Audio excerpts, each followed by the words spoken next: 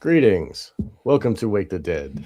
Today we are delighted to continue our deep dive into the Satanism and occult and anti-human actions and evidence that has been revealed to us in the Epstein files. William Ramsey and Hans Utter are both here to join me today. And we're also broadcasting on Hans's resident state and William's channels as well. William Ramsey Investigates. Welcome, gentlemen. Thanks for having me. Great to be here. Hey, great. It's really appreciate it. But hopefully under better circumstances, seeing that the war started and all this stuff's happened since our last show. It just keeps ratcheting up every time. It's like, holy crap, this is happening now. Whoa. Well, what's amazing is, in a certain way, when we started this thing, initially it was just going to be like maybe two-parter looking at the movie The Manchurian Candidate. And as we, segue into the Epstein documents, so many parallels, but then look at the events of history, the events unfolding in events that have never happened before, right? Maybe they happened in Atlantis, but they didn't happen in Western civilization or whatever. With the Epstein files release, Charlie Kirk being this symbolic, almost like the king kill, right? If you look at, and I'm sure you look up, we can check latitude, longitude, but like JFK assassination, even though Charlie Kirk, whoever, whatever he was, he, obviously had some ethics, had a lot of power, had a massive organization, and his death leads into this war. And with the various governmental officials, with our commander in chief, increasingly becoming almost a non-human entity. Like, who is this guy? Like, what planet is he on? You know what I mean? Like, it is really reached a point where, okay, oil prices, world economy being shattered, etc. But let's dive in, because we are on the cusp of history, and I truly hope that some voices of reason are going to prevail, because we could literally be, for the first time in history, looking directly at World War III. You're right. It's really amazing. Like, it's really incredible. Like, they're not backing down. So the escalation ladder is going on. There's weird earthquakes in strange places in Iran and the United States and Nevada. There is a very sophisticated guy whose name is Davis. There's another dude who works in the military who says that there's specific planes that have a specific frequency that's able to fly over the oceans, and that frequency is enables that plane to communicate with deep sea submarines. And the only reason they have that plane is so that somebody can reach the plane and the plane can reach the submarines to give commands. And that plane is active and giving the information to the submarines. So talk about the cusp of history. Like, we are there. Like, what information do these Minuteman missile submarine carrying submarines need? There's a new shortwave transmission that showed up. There's a number channel, I guess it's called, where all the major states have had them and have been running them, but now there's a new one that just popped up. And so there's things that are happening for sure. And William, you mentioned that the planes. Well, you mentioned earthquakes. So this technology has been developed, has been known about, some of them for thousands of years, in terms of creating a specific frequency to generate an earthquake. All right, so but basically what the Tesla discovered, and it's very well known, you talk about the magnitude, you look at the fault lines, you literally just you put a particular hertz type of frequency at enough amplitude, if you at a fault line, even on the ocean floor, you can activate that fault line, and that can go up and cause an earthquake. So even the airplane and the submarine, if they have triangulation or phase array type of signal amplification, very easily can cause earthquakes. And this, again, very well known about, nothing mysterious whatsoever. I mean, it's right there. You just cause the earthquake with, and it's much less invasive than other types of weather warfare, actually. Yeah, there's all kinds of. I mean, Trump is hinting too that a lot of the a lot of the low level military stuff has already been used, but he's saying that he has medium to high level weapons that he hasn't deployed yet. So whatever those are, I mean, you talk about HARP stuff or who knows, space lasers or Iran's things in having space. earthquakes right now. They're having Pardon me? earthquakes. They're having Yeah, earthquakes. right. No, right. No, I know. I'm aware of that. Yeah, you're right. So, And what's the depth of the earthquake too? Because I mean, I know that I've heard that the HARP machines can do earthquake effects on the, if they're like only 7 feet deep or something under the Earth's crust. It's evidence of it being from these machines.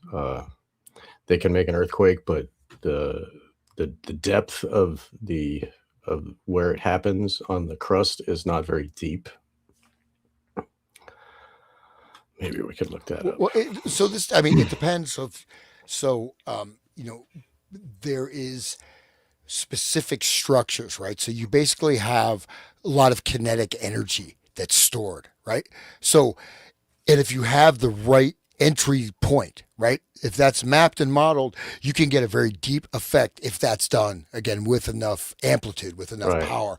And Tesla's doing this 1915.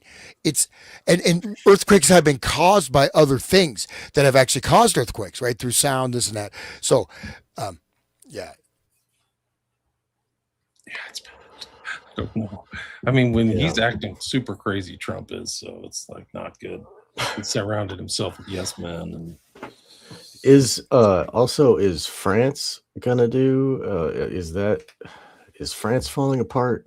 And is there like other fallout in the world? I think I heard that. it's gonna create just this kind of like you drop a pebble in the pond. It's gonna do that because Right. once oil prices, that's the foundation of everything, food, travel. So then they're going to pose costs. It's going to disrupt economies, and if it stays that way, it's going to go. And the Iranians are. Why would they stop fighting? Right. They don't make. They've already done that before, and then they just came back and hit them. So that's the whole thing. This kind of global agenda of the new world order. It has to be seen as the new world order that includes Venezuela, Russia, Iran, is to kind of hollow out these countries. You see it in Venezuela and Ukraine where they kept the country. They didn't invade the country. They just overthrew the decapitation strike, overthrew the core and inserted their own people. That's what happened with Zelensky, who's tied to Epstein in a really bad way. oh yeah, That's why it's the Epstein files are so important, guys. The Epstein network. yeah. Well, no, I mean Zelensky playing the piano with his Johnson, with his compatriot. But I mean the Ukraine war. So this Iran war is part two of the Ukraine war. Ukraine as being another nexus of human trafficking, as well as I would posit that it's even before the war started, just like this war. Okay, U.S. can you with the stated objectives, and everyone should call to mind the fact that during the 7 hour negotiation prior to the attack, the surprise attacks, they literally agreed to everything, including not funding Hezbollah, etc., including eliminating missile program. They literally finally just said, okay, we'll do anything you want, just don't let's not have this war start. And during that, when they acceded, the attack happened. So That's exactly what happened with Iraq with Hussein, if you remember. He agreed to all their things, but that wasn't the point. The whole negotiation was just a fait accompli. It was just a joke. They were having fun before they were going to go in. The decision was made. So at some point, the Iran decision was made. And I think they busted Barron making puts on oil or whatever.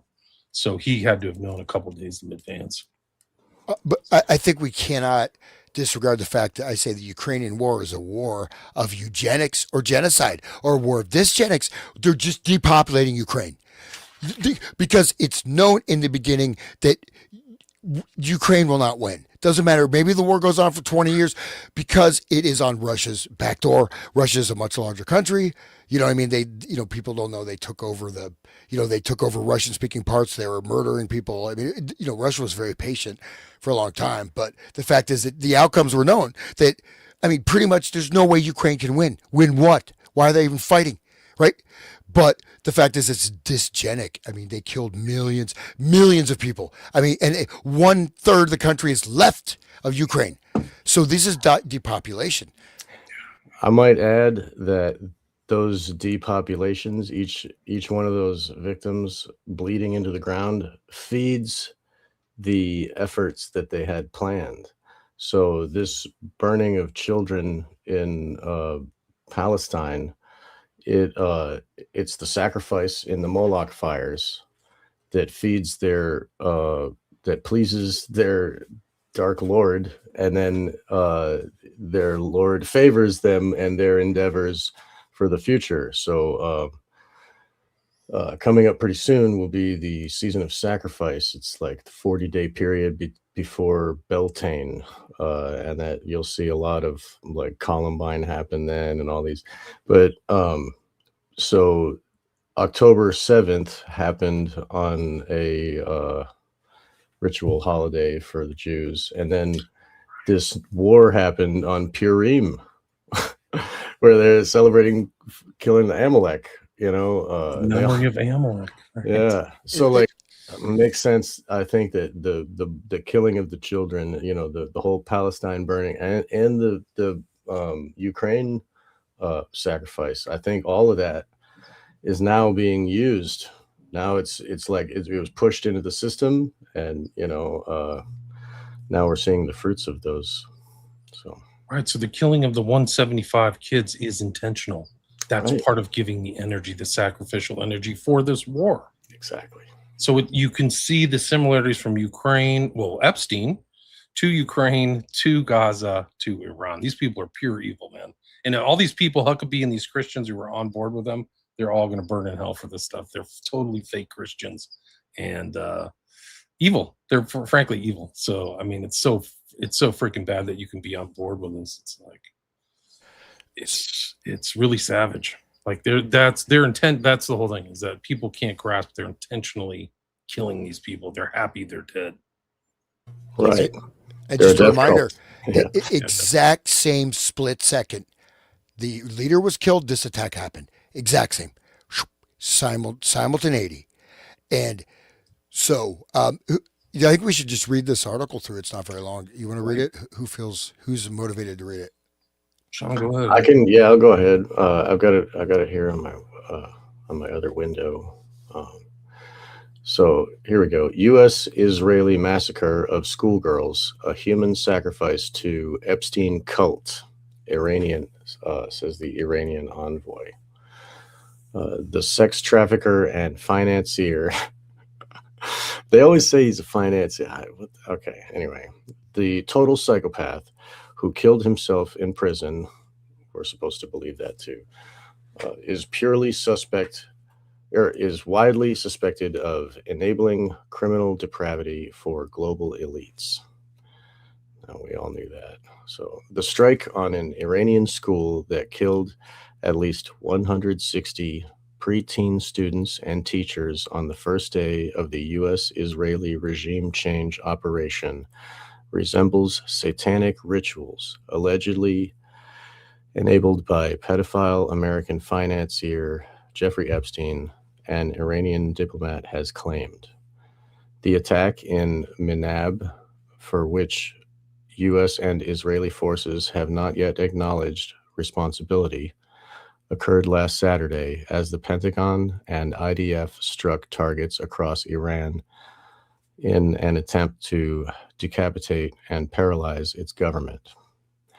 Alireza Senei, Iranian ambassador to Belarus, alleged on Wednesday that Epstein was part of a mystical cult and that the same forces targeted the Minab school in some ritual of child sacrifice meant to bring success to the U.S. Israeli military operation. That's basically what I just said a minute ago. It's very interesting. Okay, continuing with the quote, children from different countries were trafficked to Epstein Island, end quote, the diplomat said, referring to the financier's notorious islet in the U.S. Virgin Islands. There were abuses, rapes, then sacrifices. They sacrificed kids to the devil's spirit. Circumstantial evidence strongly supports assertions that Epstein was a sex predator targeting underage girls, and that at least some of his contacts shared his criminal tastes. There is also strong suspicion. Did you want to say something? That's funny. It's not circumstantial. There's tons of evidence in these files that they're trafficking at an industrial level children. Like we see the sonograms of their evidence of their raping. Yeah. This is like being saved. What a joke. They're clearly targeting everybody, including underage girls, and that there's network. It's a huge network. Give me a break. Right. I'm sorry. It's not global network. No, don't apologize. That's why you're here, man. That's great. There is also strong suspicion he was involved with intelligence services, including the CIA and Israel's Mossad, potentially providing blackmail material for U.S. and Israeli governments. Russian Foreign Ministry spokeswoman Maria Zakharova similarly described the Minab incident as a sacrifice to the forces of evil, in a message condemning the EU's framing of the Iran war as giving new hope for Iranians to determine their future. The attitude is Satanism in full display, Zakharova said. I'm glad you brought this article, Hans. This is great. According to complaints from U.S. military service members cited by the nonprofit Military Religious Freedom Foundation, some commanders told troops that the attack on Iran is part of God's plan and designed to trigger the second coming of Jesus through Armageddon, as described in the Book of Revelation. U.S. conservative talk show host Tucker Carlson, a vocal critic of the Iran campaign and proponent of Christian values, denounced what he called demonic bloodlust from U.S. neocons celebrating death and destruction. Bloodlust is never sated. Just like any other kind of lust, it's never sated. Nothing is ever enough, he warned. That really sets the mood for this show. Thanks, Hans. Sacrifice kids to the devil's spirit. But this is RT. These are diplomats. These are people they're not, conspiracy podcasters, right? These are, and this is a recognition of this because there is no way to explain it. And it looks like it was actually a U.S. missile that was fired towards it. It was on the target list. It was specifically chosen, right? And William, if you don't mind, like, what's very interesting, just as an entree, there's just a short clip of Trump responding to this when he's questioned by the reporter. It's up to 170 kids were killed. What is your response to this, Mr. President? And this shows. Then we can see the behind the mask, right? The lie, right? You are telling the lie as part of this offering, man. Really, unfortunately. Do you have that clip, or should I find it? I'll bring it up. You can keep. Okay. Yeah, no, it's incredible stuff. I sent you the two files that I meant to send you earlier. One is a civil litigation file, which is really super disturbing, and then the other one is a collection of all the incoming stuff, the crisis intake stuff that came to the FBI after he was arrested.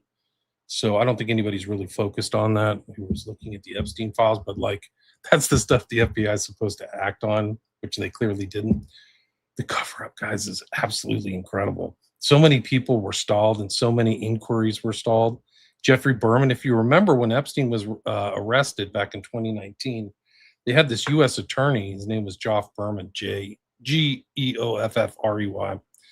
And he did a lot of the public presentations about why they did it. But he did two documents. He wrote two about co-conspirators and corporate co-conspirators. And then he was summarily fired within 4 months as Trump was headed out of the office. And that's interesting. And also There's other people saying that Comey's daughter was responsible for stymieing the investigation that was supposed to happen in New Mexico, which is really now happening. Actually, it's huge news in New Mexico, the investigation into Zorro Ranch. But the cover up is just off the charts. Yeah. My friend of mine, a good friend of mine, is a journalist right out there in New Mexico. So he tried actually popping the show last week about the Zorro Ranch thing. Maybe if he shows up. I can send out the link to the StreamYard. They can just come right in and sit with us. I don't mind. Anybody can sit in too. If you have something to say, if you don't feel like you're hearing something in the comments, just put some in the comments. You can pop in. I don't mind. If you can stream in on this, I don't care. As long as you guys don't care. I'm keeping an eye on the comments too. Okay. So I see. Just keep your pants on. Yeah, we can shut off your camera from here if you got your pants on. Oh right, yeah. I mean, within the boundaries of reasonable behavior. Hey, wait, if you don't mind, I just sent you the link in the chat for the for that Trump's response about this, right? When it came out, right? I mean, when all the evidence came out about the girls' school attack. So, let me see if I can sacrificed kids to the devil's spirit. We got and Trump blames the Iranians now for the schoolgirl murders. They were part of the surprise attack. How dumb does he think people are? From Wally Tango Foxtrot. There's always some neocon or Jewish guy behind Trump smiling or doing something. It's either Lutkin or this guy right here who's on his negotiating team. What's this guy's name? That's not Lutnick. It's another one. But I'll bring up a couple pictures. People get freaked out. People are saying something about Kushner. We were talking about Kushner at the beginning of the show. But it only gets worse, guys. It's these people are demonic. They're really, really evil. Did the United States bomb a girls' elementary school in southern Iran on the first day of the war and kill 175 people? In my opinion, based on what I've seen, that was done by Iran. Is that true, Mr. Higson? It was Iran who did that? We're certainly investigating. Still investigating. Certainly. The only side that targets civilians is Iran. Right. We think it was done. We think it was done by Iran. Of course. Because they're very inaccurate, as you know, with their munitions. They have no accuracy whatsoever. It was done by Iran. Can you give us an idea of what unconditional surrender looks like to you? I mean, what do you want from Iran? I said unconditional, not conditional. I said they have no accuracy. So unconditional they shot themselves. Trump, yeah. They killed their own little girls. So why would they be launching a missile when they're in negotiations? So you have to understand this was launched when they had just basically bent over backwards. They gave everything up. Everything. We won't even fund Hezbollah. We'll stop funding Hamas. We'll to stop our missile program. And right at they did the bombing. And look at that weird guy smiling behind him. He's like he's like happy. He's like, yeah. He's like, part of the negotiating. Somebody in the chat knows his name. Hegseth is the Secretary of War Crimes. Wally Tango. That's pretty good. But the other guys. Yeah, the other guy. Yeah, I didn't see him smiling. I thought you were talking. Somebody knows it in the chat. I forgot. Witkoff, thank you. He was part of the negotiating team with Kushner, right? It's Witkoff. It's usually Lutnick, or during the Biden administration, it was the Secretary of State, the guy who looked like an Undertaker. These people are murderers. They like the death. That's the whole thing. It's like they're savages. It was done by Iran. Can you give us an idea of what unconditional surrender looks like to you? I mean, what do you want from Iran? I said unconditional. See, he doesn't hear it right. Do you see that again? He's not hearing it right. He said unconditional, and then he corrects the guy for saying the right word. Do you hear that? Yeah. What unconditional surrender looks like to you? I mean, what do you want from Iran? I said unconditional, not conditional. I said unconditional. It's where they cry uncle, or when they can't fight any longer, there's nobody around to cry uncle. That could happen too, because we've wiped out their leadership numerous times already. So it's if they surrender, or if there is nobody around to surrender, but they're rendered useless in terms of. I mean, we're the ones who are going to run out of ammunition. It's funny. I think it's already happening. Yeah. No, it's already happened. I mean, this, just like I said, Ukraine war, there's no way Ukraine can win, period. It just won't happen. right? Right. In this thing, the amount of damage, in actual ground force, ground troops to invade Iran with the vast size of that country and with their new missile technology, right? Basically, all the defensive systems are gone. There are Israel is depleted of all the Iron Dome is nothing. It's gone. Most command and control radar centers have been knocked out all throughout the Middle East. So there's really They not bombed the really. airport too, right? The Yeah, Ben yeah, Gvir yeah. airport, and all of it is. Yeah, and I have friends stranded there. Right, they're stranded in the Middle East from flights, and so some of these places to get out of there, you got to pay like $350,000, $400,000, and these are just normal people. They're stranded in there's no flights, man. You're stuck. You have a transit flight, and you're there. So it's really rough right now. Look at how fragile those states were, those Arab states too. And they're pissed. They're done. Like all the values are going to be down forever, and they're never going to trust the U.S. because that's why they let them put bases there. Right? Was that they were supposed to get protected and they didn't get anything. Israel didn't get protected that well either, for that matter. So, and they can't do ground invasion. By the way, there's no like facility for us to get all the troops together and get over there and do a full scale ground invasion. It can't. We don't have enough troops anyway, do we? I mean, Quality of the troops. that's true too. I mean, all of our troops are getting breast implants and all Yeah, it's that going to be stuff. like that too once they lose the midterms too. So Trump only has about I guess 8 months, 10 months to like do anything before the LGBTQ people come back in power or whatever are going to influence power. So yeah, it's bad. These is incredible risk taking. It's just off the charts. It was all set up. I mean, I think that Lee has on World War III. It feels like it. It feels like the beginning. Well, You no, see- I mean, the thing is, the difference at any point in history, right, that we have also is that, so you can look at World War II, World War One, this, that, these various wars. We can see everything being done deliberately. Oh, let's do a false flag missile attack. Let's hit Europe, right, Central Europe or whatever, to bring Russia in. Azerbaijan. Let's hit Azerbaijan. Why would they do that, right? So they want to bring in NATO. You already have NATO. So you have NATO, then you have Russia, China. So they're doing everything possible to make World War III happen. You know what I mean? There's no every level. I mean, you can't. All these countries are running out of oil. I mean, you're looking at global apps. We are somewhat insulated in the United States, but you're looking at Europe, global financial collapse. India, 60% of their oil comes through States of Hormuz. Japan is like 70 or 80%. We're looking at Korea, and then you're taking the THAAD system from Korea. Oh, we're going to watch it. America is gone. The entire bastion of power in the Middle East. You know what I mean? That luxury ride, Bahrain and, Dubai and whatever. Overnight flush down the toilet, man. You can't rebuild that stuff. THAAD missile, $1 billion. Boom, gone, gone, gone. Like, for a war you can't win for no, I'm going to swear, no fucking reason at all, except you're an idiot and you're a Satanist and you're not going to win the war. You're going to cause so much damage to everybody in the world. So this is Epstein class. Right. These people are willing to burn the world so that we don't learn that they bang their own daughter or whatever else the hell they do. Everything, kids, infants, Right. prepubescent stuff.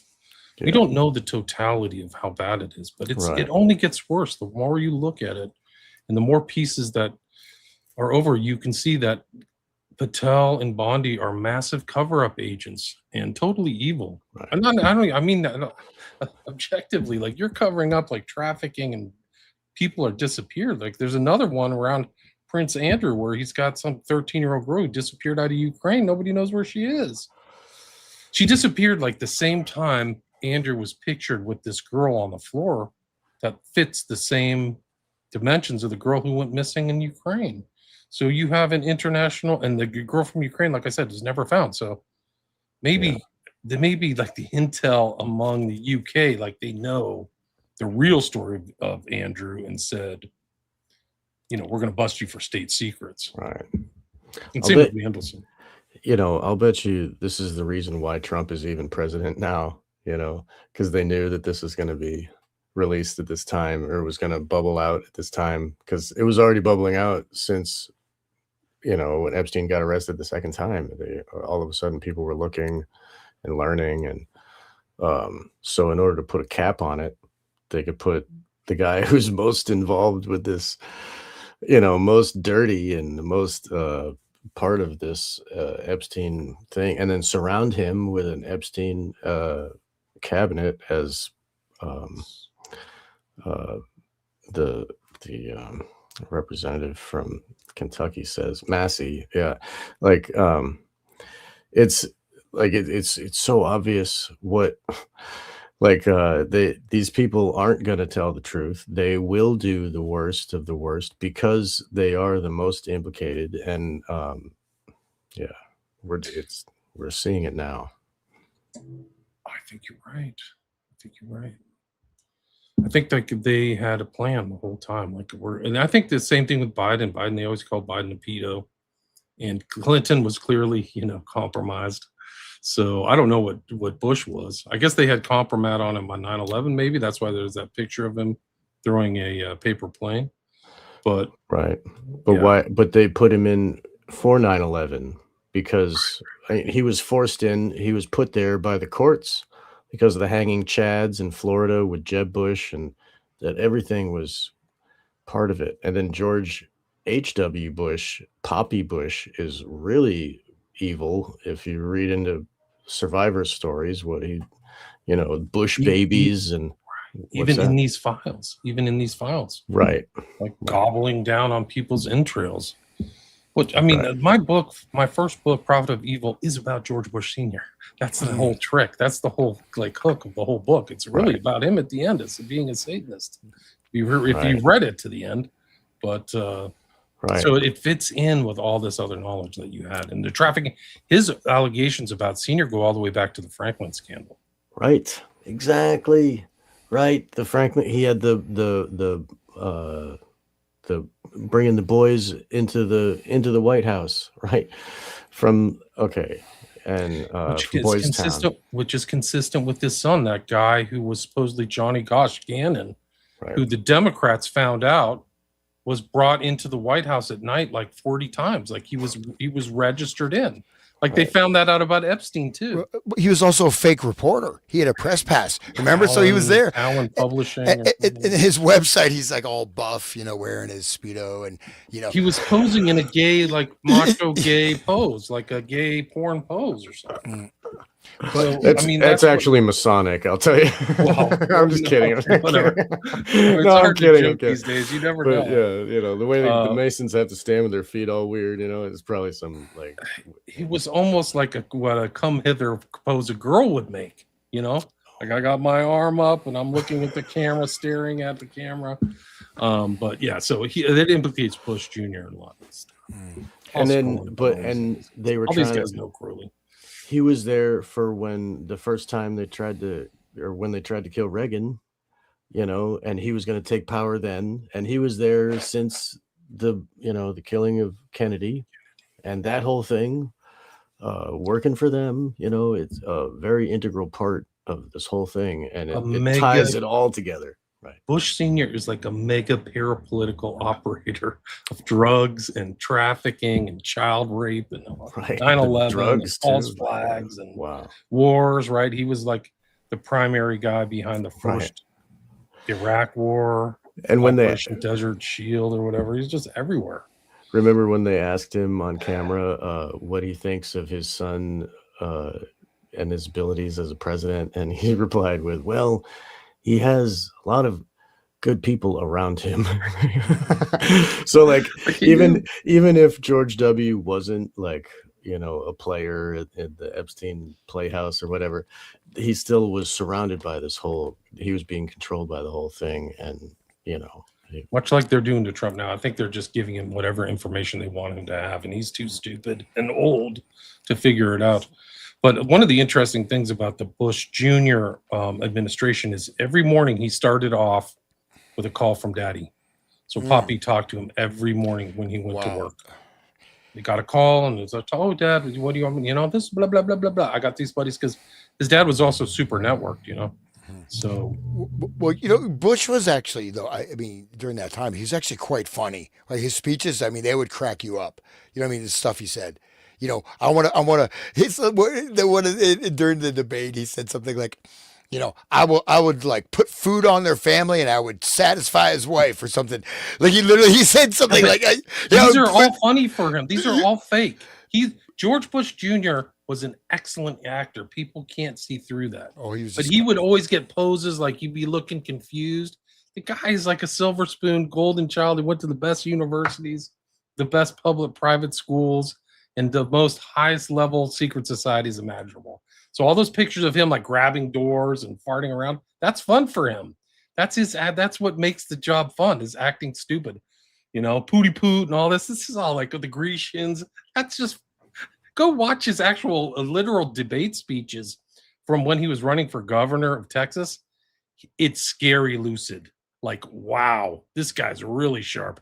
He's like one of those people who's not trying to overplay smart.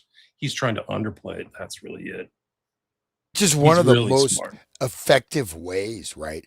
Is you act dumb. Great actors. Clinton was a great actor. You know, and the thing is that this, I mean, I've, you know, as somebody, I'm not very good at acting, obviously, but I mean, the best way to get somebody is act dumb. You know, especially act like a dumb hippie. Oh, that's really cool, man. Wow, far out. Oh, let me, you know, seriously, like this is one of the most effective ways to manipulate others. But I mean, with Trump, even though, okay, no, we got the Trump secret police, you know, after people to criticize him, but he's not funny. But number two, it's like, this is, you know, you just for no reason, right? Except for, okay, maybe, you know, you're blackmailed or whatever. You're destroying the entire world economy. You know, they're trying to do the Great Reset. This is like COVID on steroids. I mean, U.S. is not going to win. You're not going to achieve our objectives. You're not going to conquer Iran. But you can destroy a lot of people. But if you push this on, Europe's going to be gone. United States will be gone. And if you've got power, right? You have the shadow of power. We have now it's punctured, dude. No one's going to want the petrodollar. Right. But if you're a really ruthless operator and trying to make money for your family, you make money off this. That's what the Epstein files instructs us, is that they're making money off of everything is monetized. So monetized on the drop, monetized on the return, monetized all the way through, baby. So I bet these guys and their finance elements, Rothschilds and all these other people are like, okay, let's short oil, let's take oil top, you know, it's going to go up, because they know it's order out of chaos, basically. It's Masonic stuff. Right. They're like, that ruthless. What is it? Terrorist capitalism or something? What is the term? I forget what that, there was there was a guy that was hired to destroy companies, and it was like a military action. I forget what that was called. The name of it.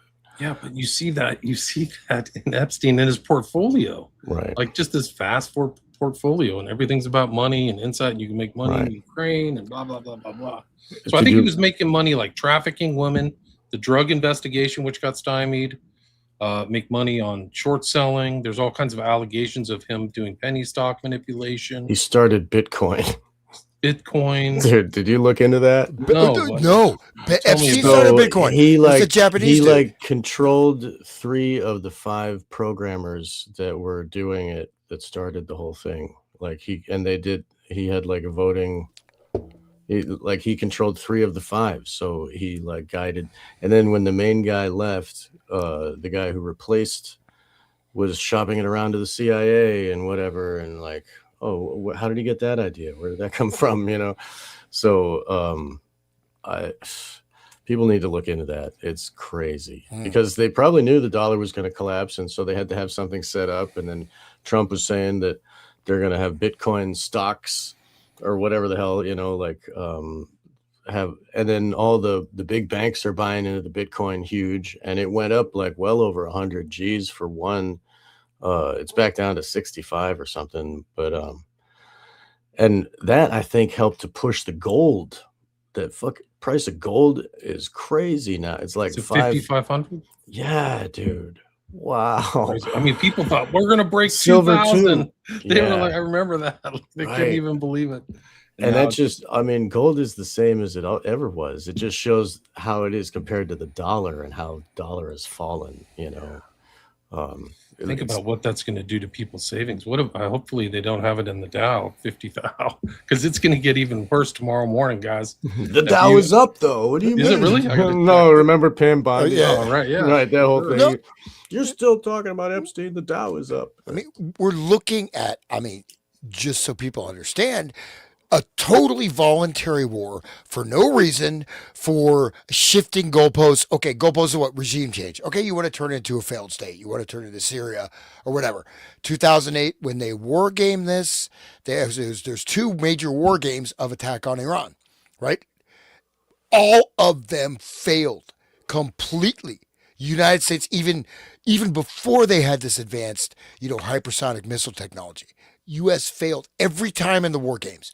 It is a vast country. It is a vast country with thousands of year history, and we don't have the military fighting force, and you can't do it as an option. So you want to invade this country.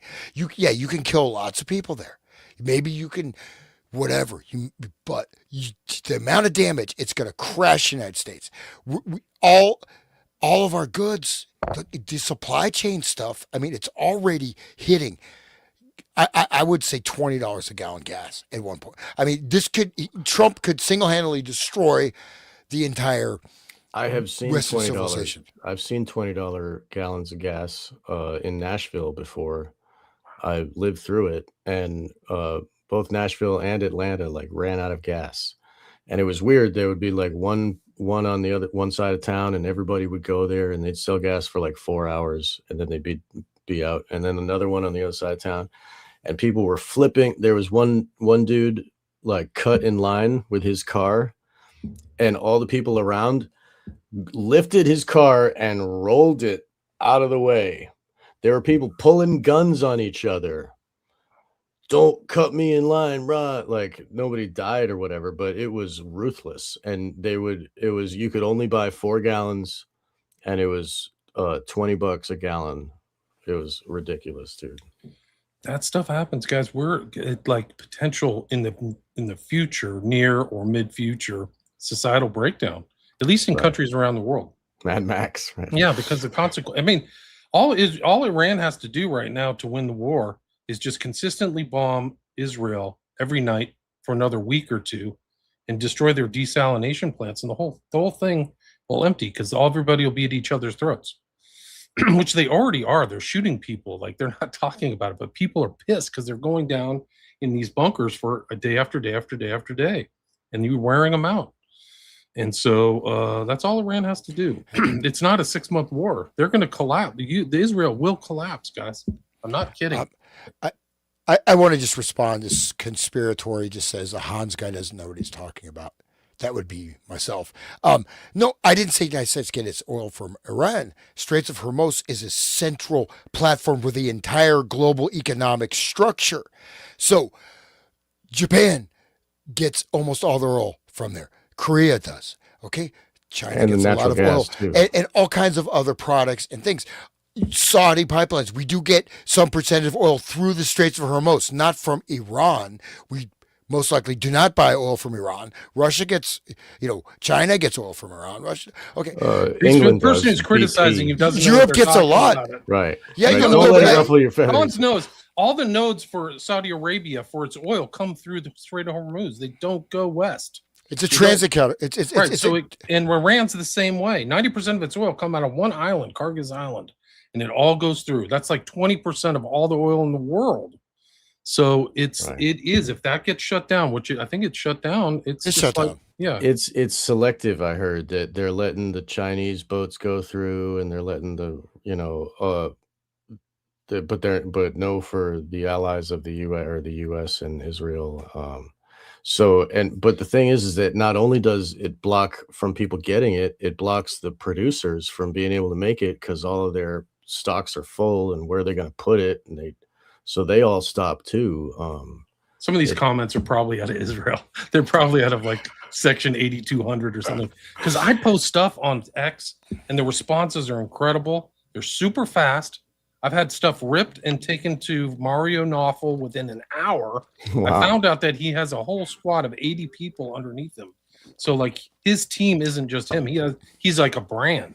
And then he has like almost a whole suite of media people. And they're looking at you for something to talk about. 100%. You're the maven. Bro, they are taking my stuff and they're putting it in there. And they're also somebody commenting right away. And I've had disputes with people because there's some type of informational warfare of reputational attacks that are happening lightning quick. Because I've had somebody, I was like, oh, this person knows what they're talking about. Like, you shouldn't trust this person right away. Within like 2 or 3 minutes, I'm like, well, why shouldn't I trust this person? Who are you? Why are you casting doubt on this person's reputation? So this information warfare is real and it's happening in real time during this war. It's a component of this war and it's in the social media and it's in the space. And there's probably some of these people in these comments that are not working in the best interest of trying to figure things out. I'm only highlighting some of the good ones I'm seeing. So. I don't mind anything. I don't mind the insults. I've been called everything, guys. Nobody wants to put anything about me in writing, so I should tell you everything. Yeah, you're not being sued for all the things that you've said. I've never been sued. Like I have a 100% rate of like facts. Like I've never been sued, and I've never had anybody who really wanted to go and put something negative. I've been a lawyer since 1998. I can't even believe it. Right. So, I mean, I have to kind of be a straight arrow. You can't engage in acts of moral turpitude. Well, the thing is that if you, I've recognized in my life, like if you are what you say, how you act in your life, right?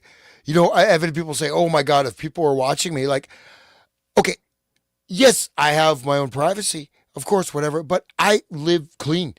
Top to bottom. It's much easier. You have a point of honesty. You have a ground. They can't touch you. They cannot touch you. As soon as you start to step in and become compromised, right? As soon as you take these little things, then you lose that power, right? Which is, and that's, to me, that comes from the core of the universe. That's right. Whatever you think about, I don't care, but that's, there's so much to talk about. Like, wow. Do you want to watch that Josephson clip with the Moloch? Yeah. This guy, so Josephson is a friend of Epstein. Well, he knew Epstein. He was in the files. He's a producer of films. During Pizzagate, I made this video. This is 10 years ago because it had all these same codes that were in the Podesta emails. Handkerchief, pizza, which, I don't know all this stuff. Weird references to magic. Watch this clip. Like I'm kind of overdubbing it, so it's for commentary. So hopefully I won't get a copyright strike. But I think I'll just show the end because it's important. But let's just watch this. This is the end where there she is. I'm trying to avoid like getting this taken off of YouTube. But wait, maybe if you don't play the audio. Can you that picture you showed, right, of the producer? I think we did that before the show started, right? Okay, was it Josephson? Let me see. Yeah, Josephson with the weird, and you were doing this occult. Oh yeah. That's Leon Black. Leon Black, yeah. Which I'd say I challenge everybody to do this gesture. It hurts your fingers. I'll bring it up next. Unless you got 20. That's why she's drinking a poison drink, a drugged drink, right? So you see this drugging and all this stuff. Epstein drugging, accusations of Copperfield drugging. She's the Scarlet Woman. She's got the red hair. There's the handkerchief. There's the pizza. Full moon. But look at this sequence. So like the rat gets under. They say the pizza's bleeding. Red and white, blood and semen. Right. Edward is here. And so that's what these statues to Molech looked like. They look like big heads with flames in them. It's literally what the pizza oven looks like.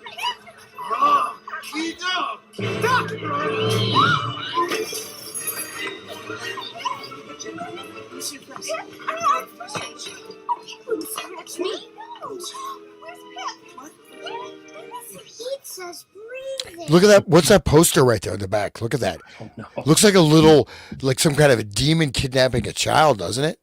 Like a fox. See that in the left corner? The little girl says the pizza, it's breathing, right? And pizza supposedly either means kid or little girl. But look at the framing of the shot, the triangulation of the poster. You know, see, pause it if you don't mind. Pause it real quick.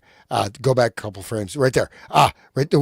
There. Look. So look at the red. Right there. Stop. Yeah. Red dot on her arm. Right. So all this is registered by the subconscious. You see it. Your subconscious. Your subconscious sees the 25th frame. Right. So look at this lineup. Right. The three little plates up there. Green. Like she's the green color with the plates. The red dot.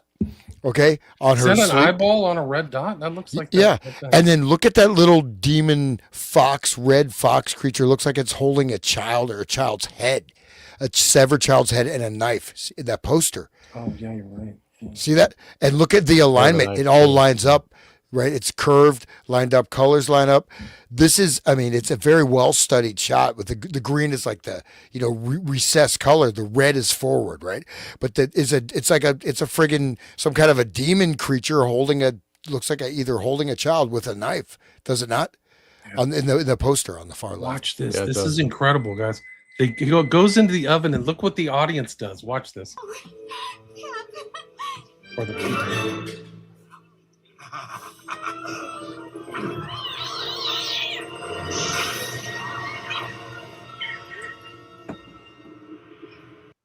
into the oven it goes. So yeah, and then everybody claps. Cheese pizza. They're all celebrating the sacrifice in the Molech oven. Jeez, it's so dark. That's just like a small sequence from this film. So I got to go back and watch and check. That's literally from 10 years ago. And it's hyper symbolic. That's why I was calling attention to these like stuff I noticed, right? These are all cues. I mean, that is such a well designed, every single microsecond, all the relationality, the colors, it's all right there, right? And you look at when she goes in the Moloch thing, you have that red, white, color imagery, and there he is doing a very difficult hand gesture. Oh, sorry. Is that sharing now? I'll do it. I got it. Let's see. Let me remove that. I'm sorry. I just wanted to put it in the queue. Oh, good. It's all good. This is the one. You can see the Bates number up on the top, EFTA 01227808. So this is from it. Does this guy look familiar here with the sunglasses? Yeah. Kushner. The guy to his left is a guy by the name of Leon Black, who's all over the files. Friends with Epstein, a lot of civil litigation. And then underneath him is David Geffen. So it's a gaggle of very, wow. Like the stories about these guys will blow your mind. But you wanted to make a comment about his hand gestures. Oh, yeah, no, he's doing this. So this is like, I just watched this thing on film on like witchcraft, occultism in England. There's Margaret A. Murray, the witch cult in Western Europe, and looking at the actual ritual occult sacrifices that happened in England that were documented in the 40s and 50s. This is one of the gestures, witches' gestures, and just try to do it. It's not, you're not going to sit there in a relaxed manner and do this gesture. It hurts. You know what I mean? Like he's making a sign. This is a sign, right?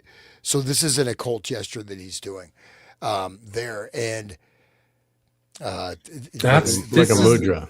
This is the guy behind Trump all the time. It's a mudra. It's a manifestation. It's a mudra. Wow. It is a mudra. So mudra, people don't know mudra, right? So I have a degree in mantra therapy and also mudra. I know all about mudras, right? How mudras work.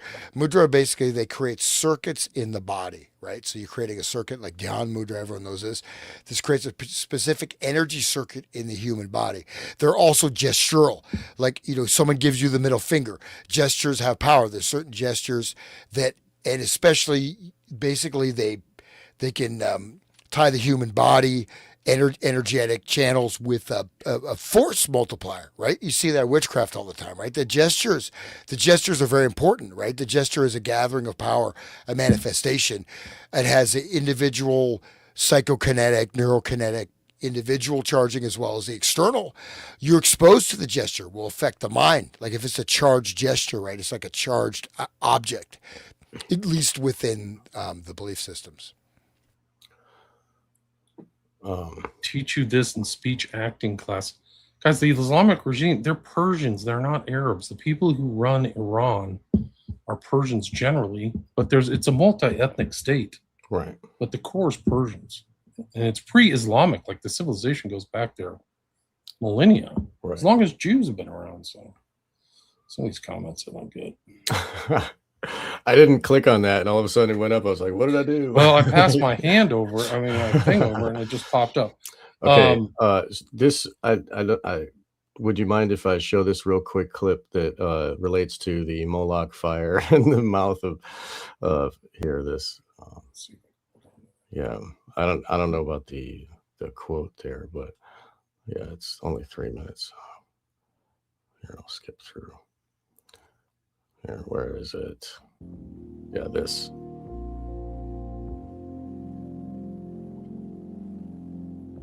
This is what we talked about. This happened in Chicago in 1933. Hans, is that when it happened? I would say to go back and read the Bible quotes because they're important. Okay. All this stuff, the book of Esther, this whole Iranian war, it's exactly linked with the biblical thing. So we're living and very much connected with this. So I think it's worth maybe just read them out I'll loud. let it play. It was 3 minutes. I was trying to cut it down. 3 minutes is okay. We can do 3 minutes here. Okay, Wisdom of Solomon 14:9. For the ungodly and his ungodliness are both alike hateful unto God. 14:23. For whilst they slew their children in sacrifices, or used secret ceremonies, or made revelings of strange rites. Leviticus 22. Again, thou shalt say to the children of Israel, whosoever he be of the children of Israel, or of the strangers of the sojourn of, I didn't get it all. Sorry, guys. Gives his seed unto Moloch. If he gives his seed unto Moloch. Gives his seed unto Moloch. So Chicago, Illinois. Is there a way to stop it or pause it? Yeah, I can pause it. Do you want to say something? Well, if you want to quote that. Oh, right. I can go back. Yeah. Okay. Yeah.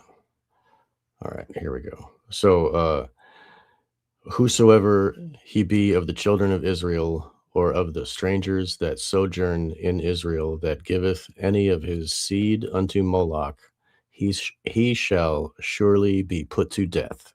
The people of the land shall stone him with stones. All right. So moving on. Sorry, guys. Anyway, Chicago, Illinois, 125,000. See Jewish historical pageant. This is the Jews are celebrating this out in the open in Chicago, Wrigley Field, I think it's something like that. I like the 77 too. There on the other side of the. It's Wrigley Field. There you go. 77, Moloch. of course. Look at the Moloch statue. They're whipping them. This is before it even started. Look at that. And the women dancing. Those are the priestesses of Inanna. We talked about George W. Bush. They're rolling out the George W. Bush aircraft carrier to the Middle East. But this Do you know what its number is? 77, I'll bet, right? Yeah, good guess, right? Look at this, dude. This was shown in newsreels. People had no choice but to watch this. So you go to watch your movie, right? There's, basically there's no television at this time. Oh, before the movies. Yes, it's before television. So this would be a newsreel, right? So people got their news. You go to see whatever, Humphrey Bogart or, Silent Screen Queen. You go and then you have to watch this. This was a newsreel clip. You may be buying popcorn, maybe in the background, but millions of people saw this clip. Right. So they saw it in a darkened theater too. It's going in their heads, these images. Okay, so there's a brazen bull and there was smoke coming out of his nose. There's maidens dancing in front of it. 125,000 people. Okay. Sparks coming out of the nose. There's fire in the head of this brazen bull. Just like what we saw in that clip I just showed, right? Yes, exactly. And they're the priests. Look at all those people.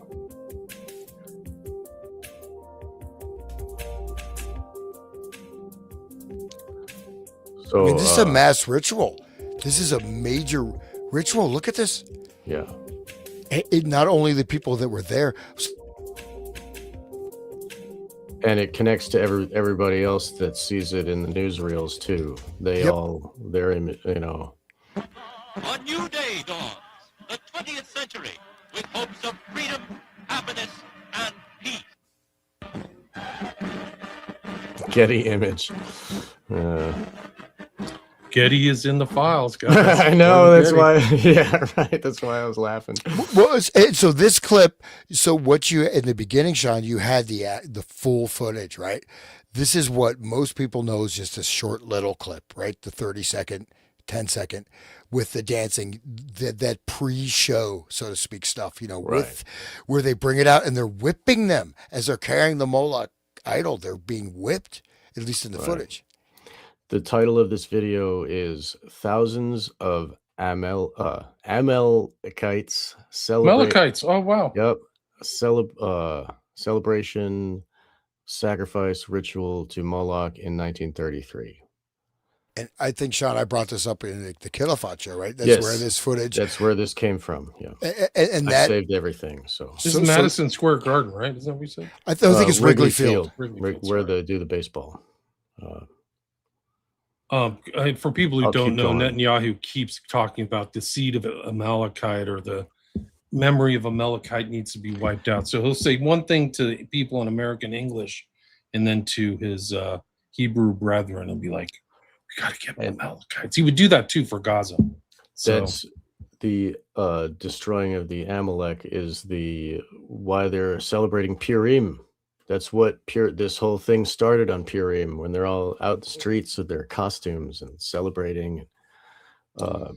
for people who don't know, when the ancient Israelites, according to the Bible, came out of Egypt, they were going to the Promised Land, and they were contesting with other tribes. One was the Amalekites, and the other is Edomites, and they're supposedly offspring of like some other, like, Esau and Jacob, or like one of these other families or something. It's like their heritage is there.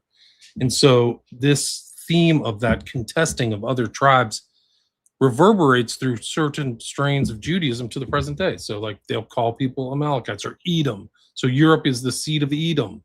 And so they go back to all these things. And that God made a commandment 3,000 years ago to get rid of the Amalekites in their memory and kill them all. Like it was really biblical. Like you're not even the supposed children. Children, exactly. They're pets, animals, they're everything. You're supposed to just kill them all. So you see that I think that mentality is reflected in Gaza and Iran. Genocide. And real quick, so Purim, right? Purim is based upon the book of Esther, which it regards the story of when a particular group of people that wear small hats occasionally, or large hats in this instance, were sequestered in Iran. And basically, Haman was an advisor to the king of Iran. And so he said, these people are subverting the government, subverting the nation, destroying the moral values, siphoning money off. And so he went. Esther had seduced the king. And basically, they were able to have a revolution, a revolt. Haman, the truthful advisor, was killed, and they killed 70 or 80,000 Iranians or Persians who they were living with peacefully. So it was an act of betrayal. Esther was a concubine who seduced the king, right? Who was sent in as a honey trap, as an Epstein honey trap to seduce the king. And then they did just a mass slaughter. They were not harmed in any way, but they did the mass slaughter as a preemptive attack. And even to this day, during the Feast of Purim, they eat human body cakes that are supposed to be the body of Haman. And so, and the fact is that at no point it was a betrayal. The guy basically told the king, "You're getting fucked." Sorry to swear. You're getting screwed over. And so, but Esther advised the king, "Oh, you don't trust Haman. Haman is sacrifice, ritual sacrifice." And then they had the midnight massacre and just slaughtered all these people when they had never been attacked. This is what Purim is. And we're now looking at the Moloch ritual. I'm sorry to say that online, but this is read the book of the Bible. It's the book of Esther. There's nothing spiritual in that book whatsoever. It is a book of betrayal, revenge, sexual blackmail, and killing the truth teller. And they teach that to their children, and these kids grow up to think this is normal, right? And then they do these displays in public in 1933. Like, this is what we do, guys. And I didn't even finish this. We're gonna keep going. They also do other things on Purim where you're allowed to like almost engage in the Sabbatean Levier type stuff where you can sin Right. and smoke. So you'll see like 8-year-old kids smoking Right. and drinking like weird stuff. Like, whoa, They- this is really like the laws don't apply on Purim or something. Inversion of all laws, yeah. So you can do anything. There's no laws. In fact, you're supposed to become completely intoxicated. Right. You're supposed to really get super drunk. Right? Did you see the thing in? I hate to bring this up, and hopefully they don't show up with the van, take me away, Black bag. make me live with the Greys, alien Greys. We're not supposed to talk. This is anti-Semitism just to talk about Epstein files. We need to go just Probably just to saying, show the video here. Yeah. but saying facts. So you also wear costumes, right? So you dress up. It's like this masquerade ball. It's almost like a Santa ball, and they had these clips, you can find it, of these two girls, and they're both wearing burning 9/11 towers as their costumes during Purim. Wow. Wow. That goes to show you their mindset, And you can find it. It's like they're all Imagine growing up and it's like the Old Testament. There's no New Testament. right. So like the Christian, at least like speaking for myself, like you were seeing these two books together and they like overlap and they're Right. the study, but they don't even have that. They just go straight from the Old Testament to the Talmud or whatever, the rabbinical type stuff. Which is The Talmud's the only true law that Yeah. they have, though. and I've heard Netanyahu say that the Holy Talmud. He's mentioned the Talmud is holy. So if that's holy to you, like to Christians, it's unholy. That's the opinion of other psychopaths written down. There's nothing holy about it. They don't even say it comes from God. Like, it's crazy. They admit it doesn't come from God. Right. Yeah. And then if you look at what they say in there, it's morally repugnant. I mean, it's no wonder they get kicked out of all these countries, Sex with 3-year-olds, Christ is Right. burning in a thing of excrement. Right. And like you in court, the You can lie and cheat. Goyim You only never true to win. Jews. Stay away Right. from Goyim. Right. Blah blah blah. That's why there's that picture of like Epstein, and he's got the full Talmud right behind him. Right. Yeah, I've done a couple shows about the Talmud, and that just and I think about how the psychology affects them growing up, and then also if you think about in Israel they have the IDF train. They all have to go through the IDF thing and like go through the boot camp, and they're all trained like they all want to. They're all against us, and we need to fight the world, and then when they're babies, their genitalia is mutilated, and all that. Like, they're really full on hardcore with the mind control of those people, and it takes a lot to stomp out the morality, the inherent morality that people have. They're born with it, and you just gotta like smash them into psychopaths with this type of mind control. Anyway, yeah, the Judeo-Christian thing is another huge psyop. Yeah, it's a psyop. It's a psyop by the Jews. When they put them Especially- together like that, it's like, and then It's a completely different religion. They're just not compatible at all. right. Judaism and Christianity. It's Right. totally different. Christ would not be happy if he was. That's who we fought against. Exactly. That's the whole people. What people Yeah. Christians don't get is the people today who are doing this stuff. These are the people Christ fought against. Right. He was bringing a completely new doctrine. You've heard it said, "Woe to you, scribes and Pharisees." These are people that are the legacy of the Pharisees. They admit it. The Pharisees are the ones who wrote the Talmud, Right. So and they he's admit all flipping this their stuff. tables and telling them, Yeah. Oh, they're Against synagogue the of Satan. breed. I mean, just like all kinds of stuff. Right. It Yeah, just the father of lies or whatever. but just in okay, well, I'll off the AI delete all this because I don't want to lose my little slender thread of the Cthulhu octopus I'm holding on to just to keep my head above water. No, I don't. We worry don't have about, much time. I don't worry about. But no, I don't. You know what? Once you get things right, things are okay. right? That's You don't right. need to worry about these things. But look at this detail, like that face, the Amalek and the ritual. This is an occult working. It's not a musical theater production. It Right. is meant to pass beyond the subconscious threshold, right? It's this subconscious programming. People don't know the complexity of this ritual. It's not Right. part of some movie. It has no, it's just an anomaly, right? Inserted into, Babe Ruth hit 50 home runs. Da da da. It's going, and then this is there, right in the middle. And then you watch, Lauren Bacall, whatever, who knows what you're watching. But you go into the temple, the cinema temple. Right. You go into Plato's cave. You're Right. there. Yeah. But this is an occult ritual. It's a mass ritual working that is taking the power from the viewers who are viewing it unconsciously, thereby giving consent Yes. to the action. Just like they do with the Super Bowl now, the halftime show and all that. Like, so for the listeners listening that aren't watching, this huge brazen bull that's like 30, 40 feet tall has fireworks, like sparks shooting out of its mouth and nose right now as the maidens dance around it. Okay, there's the priest holding up a baby.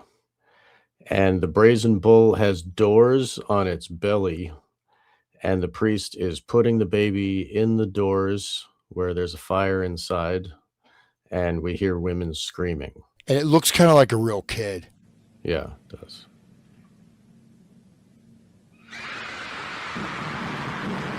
And Care just got cremated. Yes, right. Cremation of care. How about those super tall hats, right? Those are kind of super unique, right?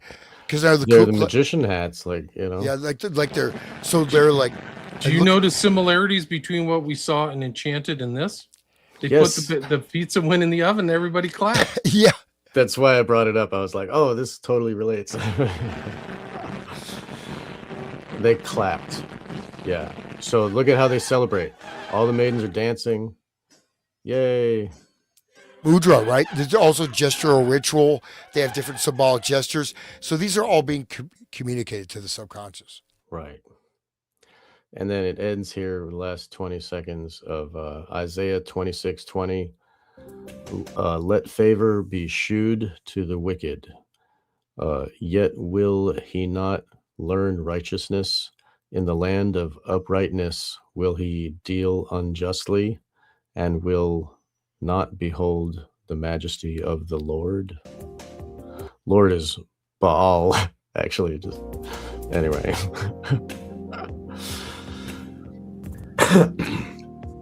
It can be ball to them. Like that's the whole thing, like totally inverted all these meanings and stuff like that. You use the word Lord, but Right. it wasn't talking about Yahweh. Right. And if you go to Vatican City, you'll hear them praying to Lucifer, and they're really talking about Jesus, So that happens both ways. It goes back and forth. Okay, so 1 Corinthians 10:20. But I say that the things which the Gentiles sacrifice, they sacrifice to devils, and not to God. And I would not that ye should have fellowship with devils. So Epstein has fellowship with devils for sure. And No I've got more question. photographs of like there's other there have been other sacrifices like that, displays like that, and some of them have a big open mouth where the people can like walk in. Astroworld, dude. That true, yeah. I'll see if I can find that one while you're talking. The one of the things about like his things was these circles. Apparently, one of the things about ball worship is what you were talking about, Hans, is this dancing in like the old pagan pool. They even had that back 2,000-3,000 years ago. So like there's some circle in, I think both in Zorro Ranch and at the island, some kind of circular thing that was there. It may not be there. But it made me think, this is a potential. I don't have any evidence. But Well, they had labyrinths also, right? Epstein had these hedgerow labyrinth things So is that Minotaur who ate babies too? Then Yeah. Well, no. So when you think about the labyrinth, okay, describe it as a labyrinth, then you have the circular design pattern, right, of the dance, because these circular dance, and there's a lot of complexity, right? Even that what we just watched to analyze it, but Here, I have here. Let's see. Well, I have one with letters on it, but we can look around the letters here. Here, I'll share it. This is here. One second.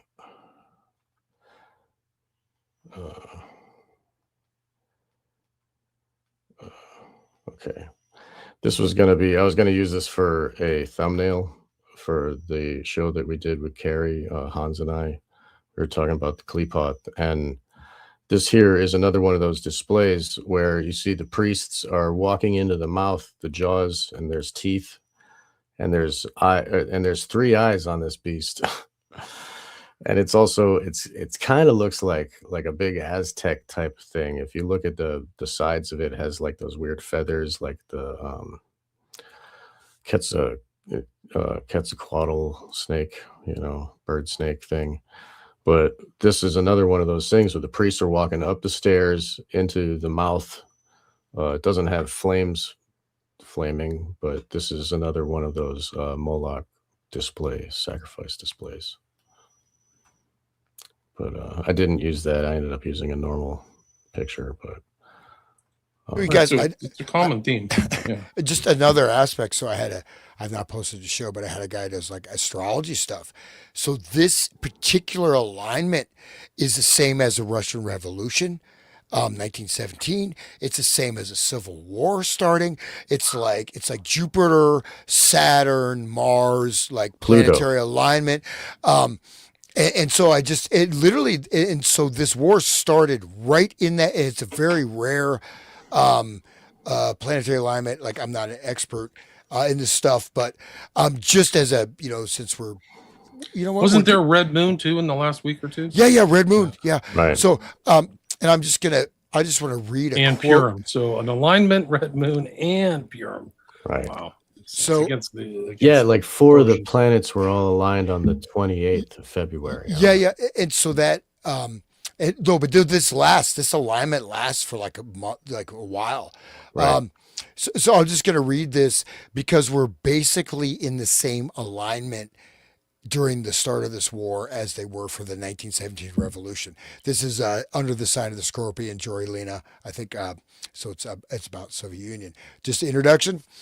The Soviet Empire was established at 4 minutes past 2 o'clock on the 8th of November, 1917 in the Russian capital, Petrograd. In astrological terms, the sun was just then precisely at the center of the sign Scorpio. Thus, Scorpio can be regarded as a symbol and guardian of Soviet power. The planet Pluto, in turn, affects those under the direct influence of Scorpio. In the past, Mars was said to rule Scorpio, but since Pluto's discovery, the effects of Pluto, even before its discovery, have all been the same, whether or not they're attributed to another planet. The fact that the Soviet Empire was born under the wrong planet demonstrates the inscrutable nature of Pluto, which does not show its true face until the time is ripe to restructure power to its own advantage. It has recently been revealed that the Bolsheviks were well versed in astrology. Scorpio's field of influence includes power and financial developments at the expense of others. That is why the power mongers of Scorpio need to stick together to establish a political mafia. In other words, Pluto and Scorpio also involves certain hidden circumstances which are revealed only with the passing of time. Vindictive, etc. So, but the exact same astrological constellations happened at the bombing, right at the same time of the assassination. And this extends for a period of time. I'm not an expert in this stuff, but I'm saying that it happened. Pluto affects the whole generation of people, like everybody on Earth. It's not like specific to, like, your sun is specific to you, but Pluto is like the whole everybody. So everybody's being mashed into this. They love astrotheology. That's the whole thing. So the average person may not, but they do.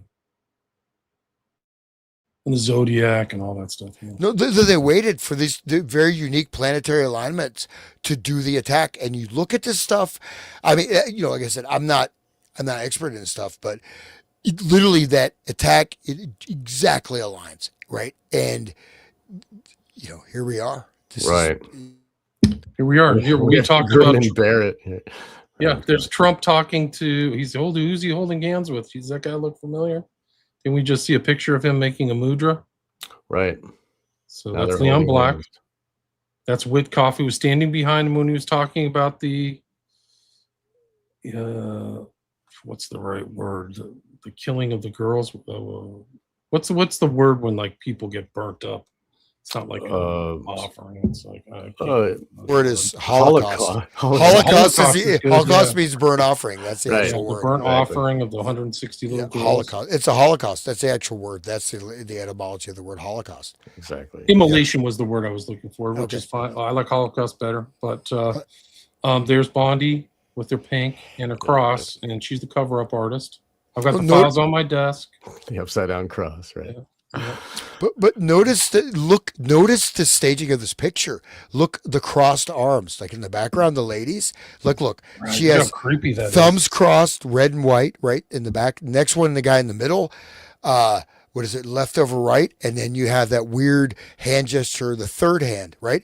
Trump is grasping Black's hand, with the thumb, the full thumb grip, and it looks like he's got the thumb grip on the back, maybe Masonic. Yeah, but right. look at these are hand gestures. I mean, I'll tell you the truth. Until I saw that, like, look at that hand gesture on the far left.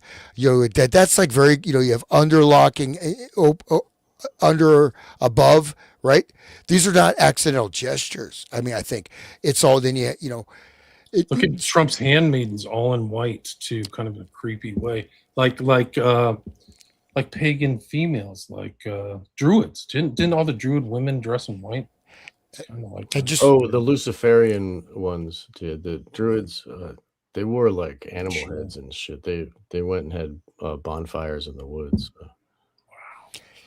But I mean, it's funny. I'm sorry. I just wanted to say that I'm like watching the chat, and because we're talking about astrology, all of a sudden there's people that believe that space is fake. They're fighting now with each other. It's really funny. Feel free to ban anybody. I'm not gonna. It's all good. I want people to hear free discourse. I'm not putting it on I'm not showing all this stuff, but I'm just watching it happen, and I think it's silly.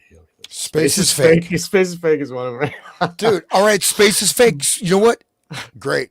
Good on you, buddy. Keep trying, dude. You know what? Whatever. It's okay. I just want to enjoy my life, man. I wish just. I mean, I don't want to. I don't want to look at these files, man. Yeah. I want to be flying. Yeah. If anybody feel like reading this? Yeah, let's do it. Here, you want to go, Hans? This is EFTA 02731729. Got it. But I'll just call people's attention, and this stuff again. I just noticed because when that picture with that gesture, because I did this mudra therapy course in India. Who knows the guy? So this is like fearless mudra. They create different psychoneurological frequencies. But noticing these are not normal gestures. Like the lady, she has all her fingers bound together. I mean, it hurts to do that, right? You're not going to be relaxing like that. And then left hand over right. All this stuff is not accidental. Okay. And it is going beneath. All this is unconscious. Right? We're not going to see it consciously, but they're doing the ritual stuff and they're saying, but to those that know, they're also just like the number channel, right? They're giving signals and codes to those that are in the know, or also those who have been conditioned or hypnotized that are receiving programming codes from that. So that's okay. Here we go. August 9th, 2021 at 2:07 p.m. Janine M. Christensen wrote, around 9:30 this morning, I received a call from a woman who now lives in blank, who told me she wanted to speak to me, said that Leon Black raped her violently years ago and has never told anyone about it other than her blank friend. In short, The details she told me about and what he did to her are almost a perfect match about what my client told me. He violently bit down on her vulva, labia, and clitoris. This biting would get harder and his teeth would clamp down the more when she yelled out in pain. The woman this morning basically told me the same thing. Same biting ritual, that she could not breathe. She was in so much pain. It is too abnormal to make up. She does not. That's all we need to say. I mean, it's just so weird. That's the Leon Black guy right there that I showed you that's shaking hands with Trump. Right? What that thing is saying is that that's a confirmation of another story from the civil litigation files. Right? And these are graphic So ritually violently biting down on some women's genitalia. I mean, it's a ritual, but and she said 25 years ago. But they're saying it's like a ritualistic. So something probably there's other things we don't even are not in that document that are going on, and there could be the civil litigation documents are some of the most important documents in the entirety of. I sent them to you. They're most important documents in the entirety of the Epstein files because they're post arrests. So they're post arrest. They're what's coming in, and in the intro to those files that I sent you.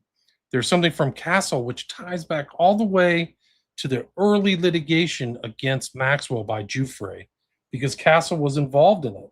He's like a super lawyer, but he sent something to Bondi. There's a letter to Bondi saying, "Hi, I'm a victim representative. I'm helping some of one of 200 victims in their civil suits." It never made it to the media that there were 200 civil suits.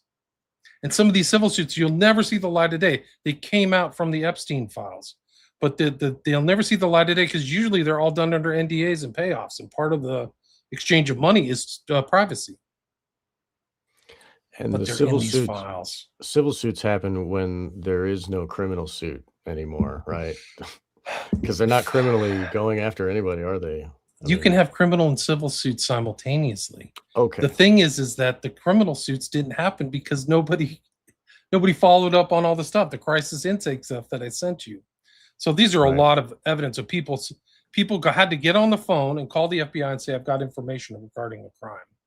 And I think it's actually perjury if you're lying. So those were things that were never followed up or prosecuted, right? We have Patel saying if there was anything in these files that showed something, you can bet on the spin of your hand or something. He said something like, "I would do it right away," but it never happened. There's only been criminal trials, to my knowledge, against Maxwell and Epstein. So it's one of these great cover-ups of a network.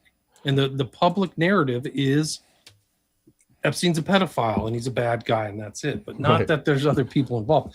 The civil suits show a different story of payouts, of massive payouts. Like the U.S. Virgin Island, I think, for the abuse of people in the Virgin Islands, there were payouts in like tens of millions of dollars.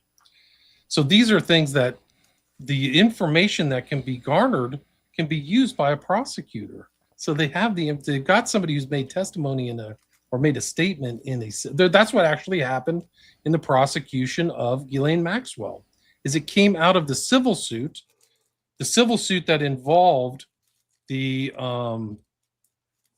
4 of the 6 charges, if I remember correctly, against Maxwell for perjury when she supposedly lied in her deposition to Giuffre. See, so that was used from the civil suit to go criminal. So these civil suits a prosecutor has the ability to use that in a criminal suit, and it just didn't happen. So it's like incredible. Like the cover-up, guys, is just absolutely enormous. Way bigger than Watergate. There's tens and hundreds of perpetrators walking around free who are involved in criminality going back decades. And the thing is that you look at this, if you get ensconced in the legal system, right? You try to fight your way through it. It can take decades. Yes. And you're just, okay, here you go. Here's a payout. And then you just can't say anything. Right. And you just walk away and it's silent. Here's $20 million. For these guys, it's pennies. Pennies. It's like me giving a bum 25 cents. Go buy yourself a new crack pipe. I mean, What are you, Joe seriously. Biden? It's the cost of doing business. They probably just see it as like, hey, this is what I got to pay out. Right. This is what it's going to be. So, speaking of Epstein justice or whatever, if you do you guys want to talk about this Epstein files, a list of people facing consequences? I do. Over, I do. I just want to show one more picture before we get Go there. ahead, so I take can over. show. Go ahead. Watch this. All right. Because this is the unredacted picture that we saw of the mudra that Hans was talking about. Oh, there she is too. So there is Kushner, black, rando girl, not sure who she is. On the bottom, that's Rupert Murdoch's like third wife, next to Geffen, and who's on the left of Geffen? Ivanka Trump. Ivanka, right? That's her name. Oh my God, Ivanka.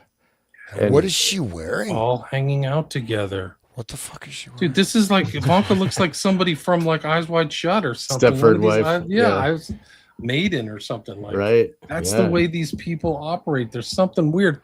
Why would you wear that to I think this is the 2016 U.S. Open tennis match. Like, what the fuck are you wearing? Why they're all wearing white too? You know what I mean? Right. Like it's not normal. Like you don't wear white that much. A lot of mysteries here, man. I don't know. Anyway, sorry, Sean. You can. Okay. Yeah. That. Here, we'll put that. So this is from Business Insider, and it's a list going of the people that are. So it starts with Andrew Mountbatten Windsor, stripped of his title. So you'll see that the justice is happening in other countries, not here in America. So, but the former Treasury Secretary Larry Summers took a leave from teaching duties at Harvard. So Kathy Rumler, Goldman Sachs' top lawyer, turned in her resignation. Just to interrupt, I talked to a woman named Colonel Watkins, Towner Watkins, as she has a hyphenated name. She thinks that this is an intel asset and direct ties to an organization that starts with a letter C. That's what she said. So this would kind of like validate kind of the intel connections. Like this is, she has an, let's say this Rumler person has a very interesting background. I'll leave it at that. Right. Right. There's probably, and this Business Insider is not going to bring that to the fore. So please speak up if, at any time. Goldman Sachs, top lawyer. Okay. And Goldman Sachs is sus right there. I mean, but anyway, she referred to him in an email as Uncle Jeffrey. Okay, so DOJ, showed Epstein advice on legal troubles, including lawsuits brought by women. She gushed over expensive gifts from him, including a $9,350 Hermes handbag. Hermes. All right. Okay, Brad Karp, high-powered corporate lawyer, resigned as chairman Paul Weiss. That doesn't make sense. Calling reports about his relationship with Epstein a distraction for the White Show law firm. He also stepped down from the board of trustees of his alma mater, Union College. Documents include emails showing he worked with Epstein to surveil a woman in a dispute with one of Karp's clients. He also visited Epstein's Manhattan mansion. It's all Eyes Wide Shut, right? The surveillance and the mansions. Right. Yeah. And he wanted to get his son a job with Woody Allen. Go ahead, Hans. Go ahead, speak up. I would say the mythological aspects of this. So when I'm showing mudras, astrological convergences for events. These people believe in these things. They're activating epic fury, the Furies, right? Mythological, Hermes, hermetic, hermeneutic, right? The whole thing with medicine, the twisted snakes, you know what I mean? So this is all interconnected. Caduceus. Right. And Hermes, like they call it a mason jar because it's hermetically sealed. Nothing, it seals tight. No secrets get released. Yeah. Wow. This is interesting. They're on a yacht. You can tell because You can see those little things they're sitting on. That's where they put the rope on when they go to dock. Right. But this is Wexner, who said he barely knew Epstein, Mandelson, and Brunel. Brunel died in jail. I think Epstein was killed in jail. Right. But this is like, they're hanging out at some place in the Caribbean. They're supposedly not friends, but they all suddenly just magically appeared in the old Caribbean together. Looks like they're posing for a cover of a magazine or something. Like, it's weird that there's no women and drugs and champagne and stuff. He's smoking a cigar. It seems to be a woman who's been redacted. Okay. But this is a full series of like 25 pictures. At one point, Brunel will get down and sit in front of them to make a circle, which is odd. But this is like direct evidence from the Epstein files of these guys like hanging out in a very casual. It reminds me of the meeting from Godfather 2, where they're all meeting. If you remember Hyman Roth and right, they all went to Cuba, right? Exactly. Right. So this is kind of like the Caribbean's the new Cuba. Like, let's all go there and we'll all have a talk where nobody else can hear us except for the monitoring stations and all the video. Mountbatten had an island down there next to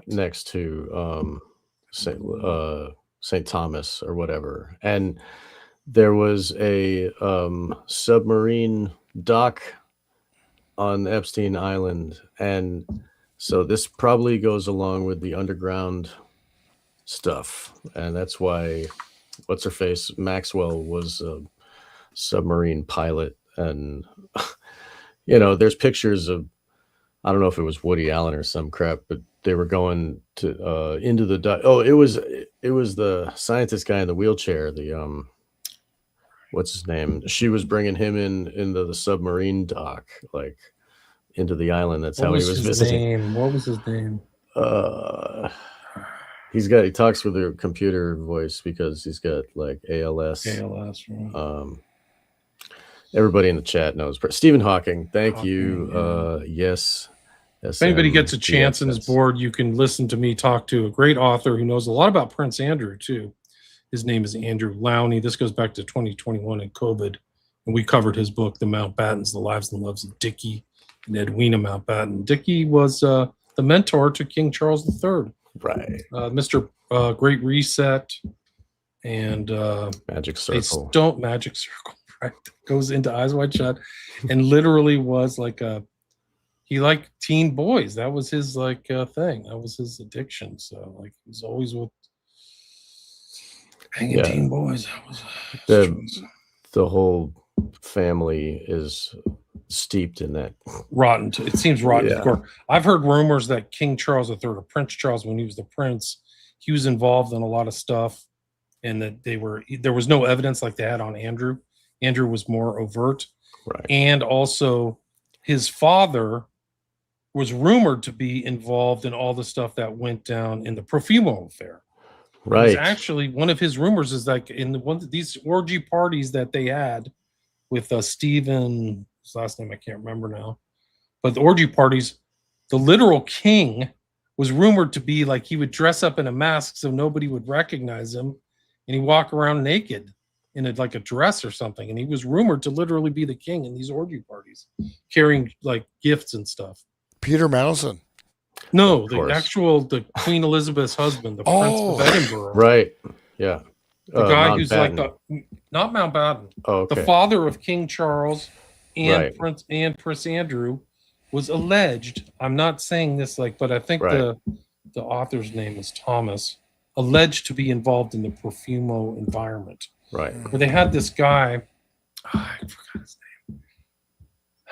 It's very important because it just shows the continuity of these scandals. Right. Because actually JFK, it's another one just like Franklin and all the others, precisely. Like the pink ballets and all these, like it goes Intel girls, Jimmy Savile too. The king, royalty, all this stuff. But that was the Profumo affair that happened in the early 60s. Actually dropped, I think, the prime minister's whole cabinet because it was so scandalous. Right.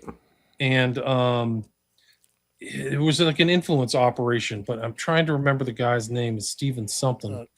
But I just want to call people's attention to England was the center of the witchcraft revitalization, right? So you have Margaret A. Murray, the Egyptologist and the great scholar, or decent scholar, Witch Cult of Western Europe, etc., who's cited by H.P. Lovecraft, by the way. Witch Cult of Western Europe. But you have this is a revival of witchcraft. You have these things on, full nudity in Sunday papers in the 60s. It's normalized orgiastic rites, this and that. And you have these weird sacrificial murders, standing stones. You have Hammer Horror coming out all at the same time. But literally, the King of the Witches, right? Witchcraft, Wicca, that was all founded in England. Sanders, Gardnerian, But it was all across the media. I mean, you have it in the cinema, and you have documentaries, and you have Sunday papers, normal newspaper with pictures of nude rich witches doing orgies. BBC is showing naked witchcraft orgiastic rites. Okay.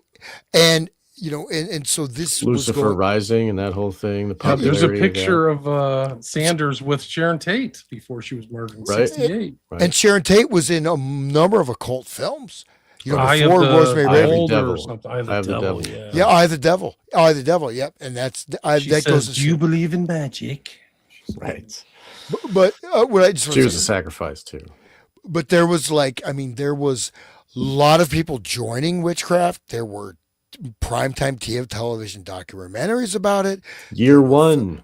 1966. The year zero. It's actually year zero. Right? Well, LaVeyan Satanism started in 66 on Beltane, 1966 in San Francisco, right there, where they had Burning Man and that whole crap, Google.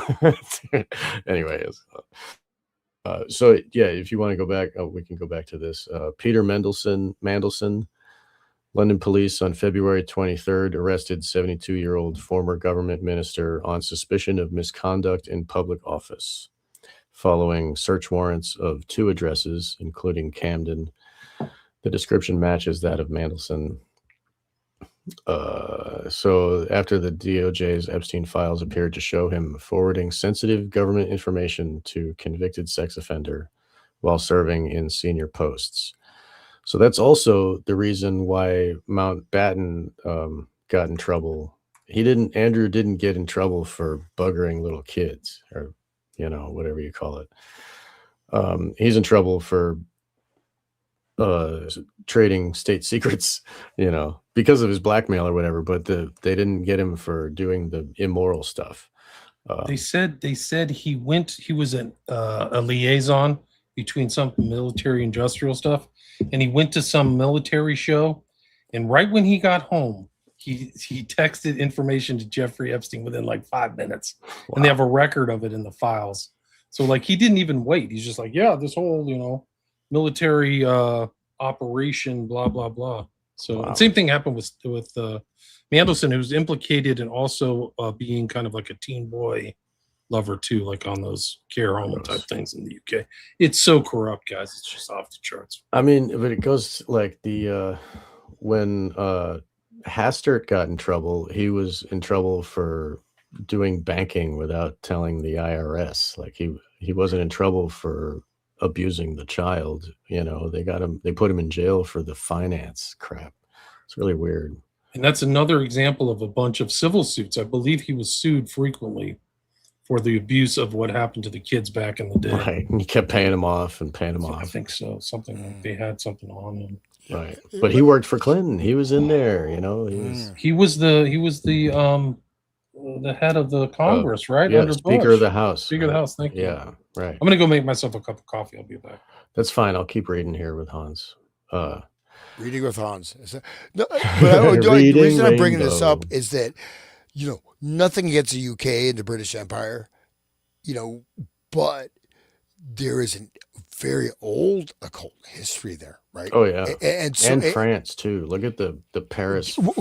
Gilles de Rais. I think the practice of Gilles de Rais, right, went to England. Was part of the elite, and we've been living in this world that they pulled a veil over our eyes, and now the veil is torn away. And unfortunately, I mean, we're looking at, 3 weeks from now, what we're doing may not even be possible. I really hope it is. I'm staying in a positive flow, energy, whatever. But what they're doing with the world economy and just pushing everything nuclear war, Russia, China. I mean, what Trump is trying to do right now is friggin' destroy the whole planet and destroy America. I hate to say it. Send out your Secret Service team after me, but these are the people. These are the satan. I mean, these disgusting people, and here we are, man. And England is a hotbed of this stuff, man. We're still under the British crown. That's right. And we can think back to when we spoke to Robert Frederick about how, Francis Bacon was the jump off of all this stuff, this New World Order. Yeah. And here we go. Rosicrucians, Francis Bacon. Yeah. The chat's pretty smart. Some of them are pretty smart. We have 660 listeners, guys. This is the most Nice. we've ever had. So thanks for everybody for tuning in. We just want 6 more. Come on. Yeah. We just bounced past. We're 675. Awesome. This is one of the other ones I did back in the day. This is 2020 with Douglas Thompson. His book is Stephen Ward, Scapegoat. They all loved him, but it went wrong. They killed him. It just shows how treacherous they can be. He was the procurer of the women, kind of like an Epstein for the perfumer affair. And then all of a sudden he turned up dead, and this is what he looked like. And he had a little bit of an American flair. He grew. Dutroux was a procurer too, and the finders were procurers too. Right. Sorry, I didn't mean to interrupt. Well, my point is that this is kind of the one that's in England that, like, I think one of the girls out of the perfumer affair was sleeping with JFK, which was really crazy. But yeah, Christine Keeler was the girl's name, and then the movie this was about is called Scandal, so you can check that out. And this is the one that depicts the King of England, the Duke of Edinburgh, as a naked dude with like a gimp mask at these parties. So I'm saying like the whole like British royalty is corrupt. That's really my point. And they are the financial center of everything with their city of London, and that stone in the center of it that makes a 1 mile space that the Queen has to ask permission. Well, whatever, the king or whatever has to ask permission to set foot in that 1 mile space. It's like a magic circle or whatever, It's the city of London, and I think it's called the Skene Stone or something. Scone. Like that. Yeah, the Stone of Skene. Of Scone. Yeah. Yeah. Stone of Revealing or something like that. Right. But so everybody that is, which Western science, if it was totally cool, right? It's cool, I guess, as long as you're not getting genetically modified, as long as you're not using atomic particle research to try to open up interdimensional demonic portholes, right? But as long as you're not getting poisoned by microplastics or etc. But the thing is that, okay, you don't believe in this stuff. It's all just mumbo jumbo. City of London is the center of world financial activity. They have this ancient stone there. They have to swear allegiance to it. These are not just like, there's ritual and tradition, and there's ritual and tradition, right? It's tradition, after you graduate from college, you throw your hat up in the air. Okay. These are things that have power that are still invoked and still being done, and they still retain global power, just like all the architecture of the city, Washington, D.C., another Vatican City, Washington, D.C., Vatican City, City of London. These are all completely autonomous, quasi-government, planetary governmental organization systems. And these are the same bankers from Venice, or the same bankers from Phoenicia, like these same Phoenician Canaanites that sacrificed their children to Moloch fires. It's really interesting how it all comes around full circle. Venice is a root word of Phoenician, right? Right. Yeah, Phoenician, Venetian, right? And that's I've been talking with Headless Giant. We've been doing some history shows. I think we've got 3 down so far, talking about Canaanite Phoenicians, how they started, and how they, like the phoenix, it gets destroyed, but then it bubbles up in a new place. It's just like the Sabbatean thing turned up again into Frankism, like it bubbles up again, and it's the same evil, you know, child murderers. Like, I mean, they even had to, anyway, I'm not going to go on, but that people should look into the history of these people. They're like rulers of the sea. They have the best boats, and they did the commerce, and they were like the outsiders to Egypt. And um, there's a whole rabbit hole of history that goes into that stuff. So people should check it out. Yeah, here's the Stone of Scone being carried from Edinburgh Castle in preparation for its use at the coronation 2023 of Charles III. So he sat on top of that stone, which is right here in the chair, on that same chair. That supposedly ties them all the way back to the Middle East. That's the whole idea. It's like goes back to somewhere in the Holy Land. But that goes to their the whole thing with the knights the Knights Templar and those other like orders of knights, like the Order of the Golden Fleece and those other types of orders that would go out and be like mercenaries and for the power. Kind of going pretty off. The Knights Templar became the power, right? I mean, a certain way, right? So they got basically in Jerusalem, they got access to all these documents, right? They learned the secret money magic of compound interest. Right. They talked to Baphomet, right? Well, yeah, no, but I mean, they literally learned the magical equations of these were like, occult secrets. I forget the numbers. I'm not that much into math, but this thing with compound interest where it like doubles or whatever. Fractional reserve banking. But there's specific equations that are like have this, they're like magical numbers, right? And they're ancient. And they rediscovered all these documents, when they went there, underground, and including all these like ritual stuff, magic stuff. So they became, Knights Templar were exceptionally powerful, right? They were shut down. Of course, a lot of them escaped to England. But this is bubbled up again with the Rosicrucians and the Knights, the new with Francis Bacon and all that crap.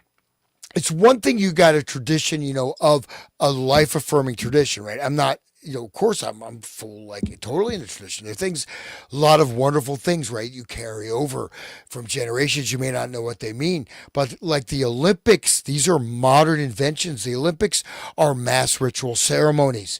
Olympic halftime show or Olympic whatever opening ceremony, Super Bowl halftime shows. Like look at, the interlocking rings, right? Look at these interlocking circles, sigil magic.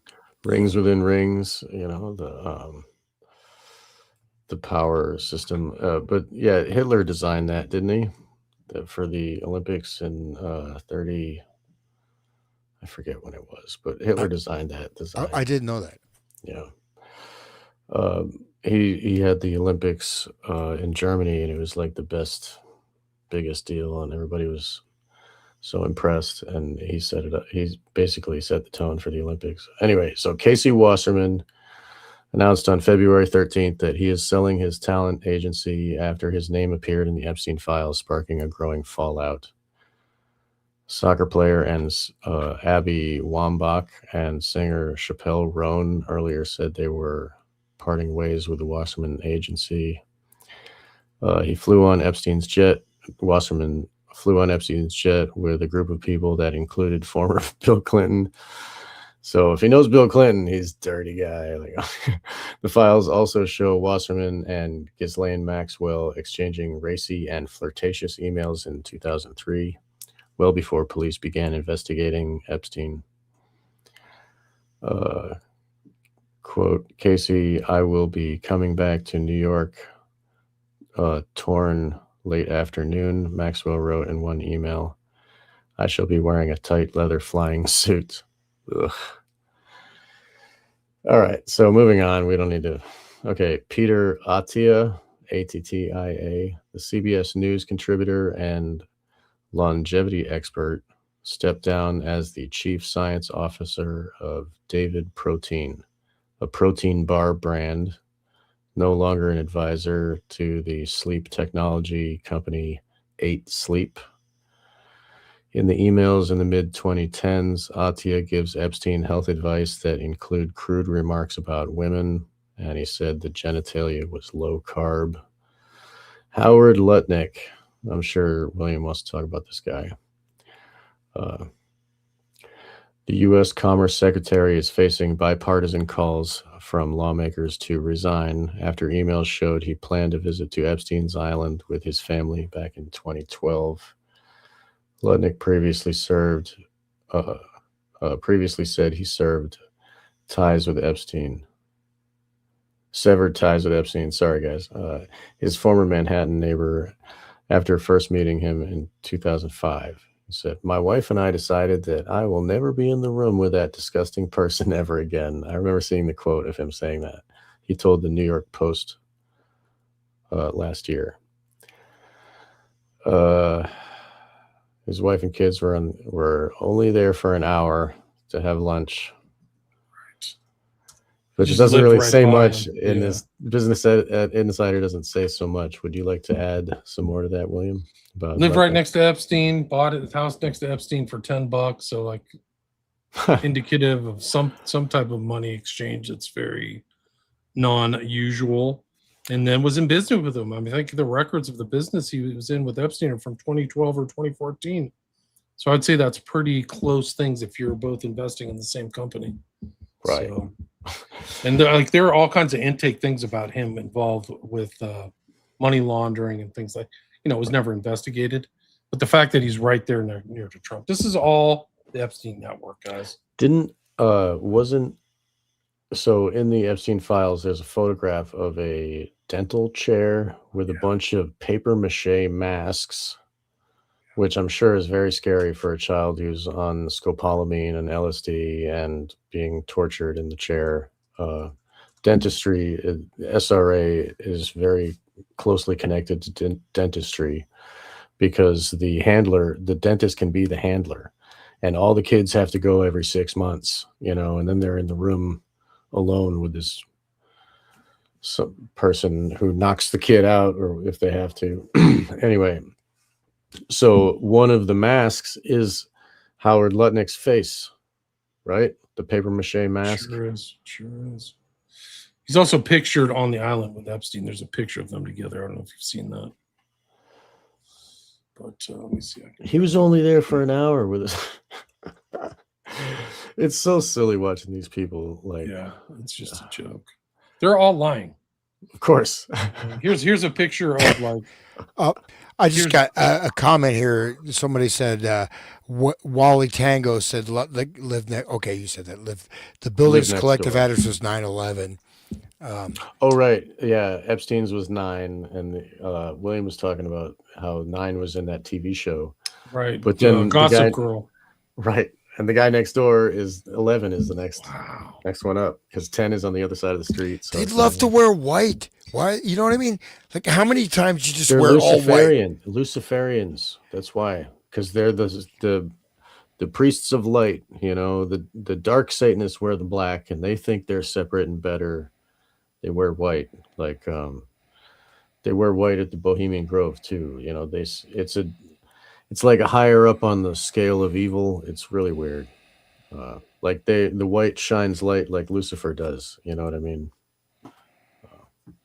There he is. Yeah, Lutnick. Secretary of Commerce, man. What a slime balls. Right in there, yeah.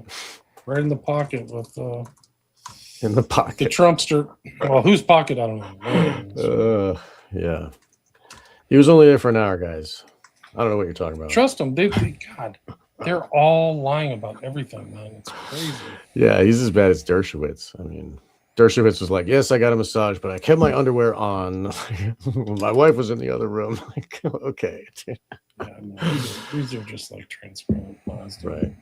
So Steve Tisch, in 2013, Tisch, owner of the New York Giants, exchanged numerous emails with Epstein about women, triggering a review by the National Football League. The emails show Epstein updating Tisch on the women, including their ages, nationalities, and working girl status. So he's basically buying women from, it's like he's perusing what's for sale, I'm sure. That's it. Wow. you know. All trafficking. It's just shameless. Exactly. Yeah.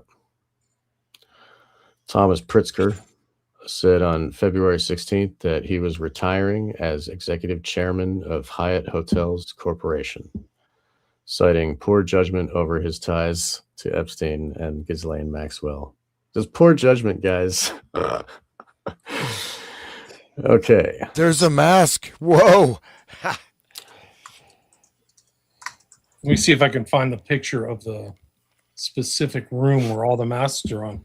So if this is Lutnick, then who are the other people? Are Right. they all involved in like ritual abuse?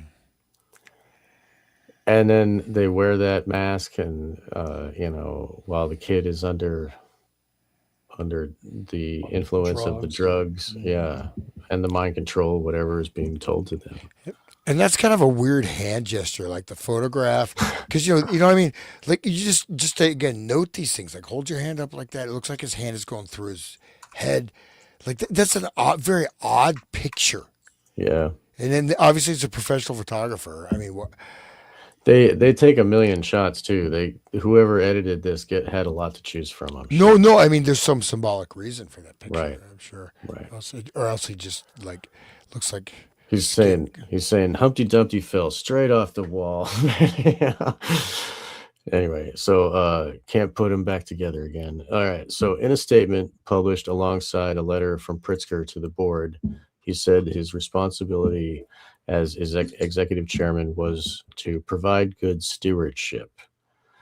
I exercised terrible judgment in maintaining contact with them, meaning Epstein and Ghislaine, and there is no excuse for failing to distance myself sooner.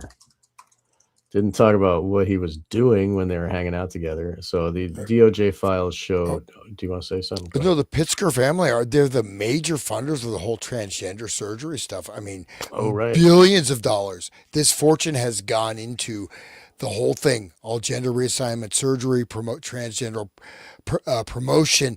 They're that without them, they never would have happened. They put, again, a massive fortune. Wasn't his brother the governor of New Mexico or something? Was it I think he's the governor of Illinois. Illinois, right? Okay. Oh wow, there it is. So it's MAGA country. The masks. So the Lutnick is there on second from the left. So then who are the other guys? Wow. Scary. With a dentist chair. This is some dark stuff, man. Yeah, dude. Super dark. Wait till there's that picture of the ultrasound too, which is really strange. Like, why do you have an ultrasound on an island in the Bahamas? Like, to get those sonograms so that they don't have to go to a real doctor. It can all be under the table, Exactly. Yeah. The baby can be sold, or what else? Yeah. And what if the people are abused by some of these people, and then the people put the mask on? Right. Just like hypnotic program or re-traumatization. Right. Yeah. Yes. Yeah. Super dark, man. Yeah. So DOJ files show decades of chummy communications between Pritzker, Epstein, and Maxwell, including after Epstein's prosecution. I am meeting Leon for a walk at the Louvre at 5:30. Of you are nearby, Pritzker wrote to Epstein.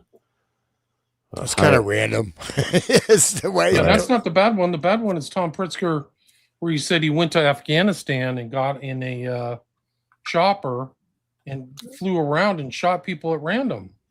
Hear that one? Just like Full Metal Jacket. Get some. Just the most dangerous game. Human hunting. That's, that's what, and this also is going on. I mean, people. He said that it was like the highlight of his day to go out and shoot with the boys. Wow. Like that's what he was. Let me see. He should be playing a video game instead. What's his problem, dude? Wow.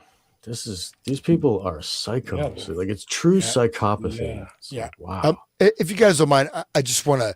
We didn't hit this already, but we were talking about Black and that document you sent, William. This is, I think it's important because it goes through the whole point of this thing. I don't know if you want to read that. Can I read that just as that sort of? Where is it? What are you putting up? This is I can share it. This is document. This is document 1, 2, 3, page 4. Page 4 of the document you sent. Okay. Which one is it? What's the Traffic title? Sao Paulo 2. Okay, let's see this one. That one. This one? Yes. William, you want to read it? Go ahead. No, I don't. I don't feel like it.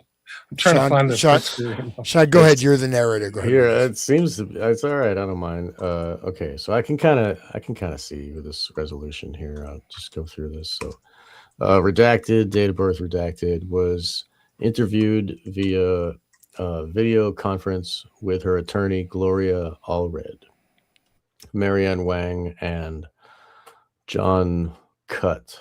I present John Cuddy.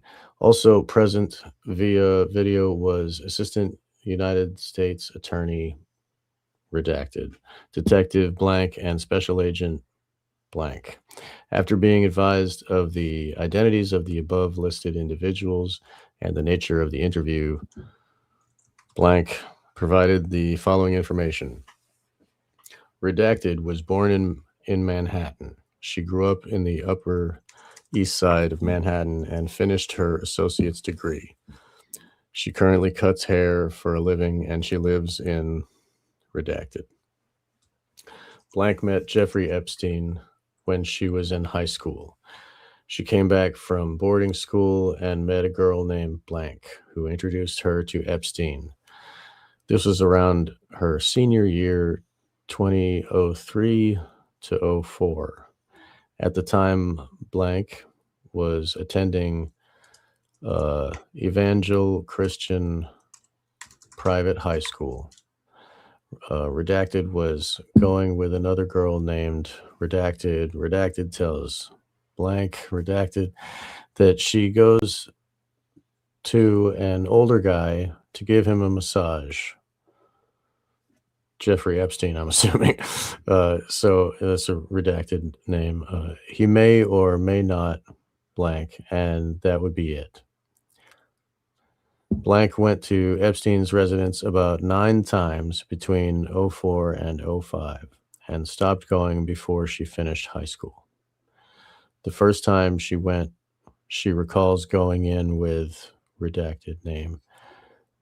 Blank thinks redacted was there in the massage room.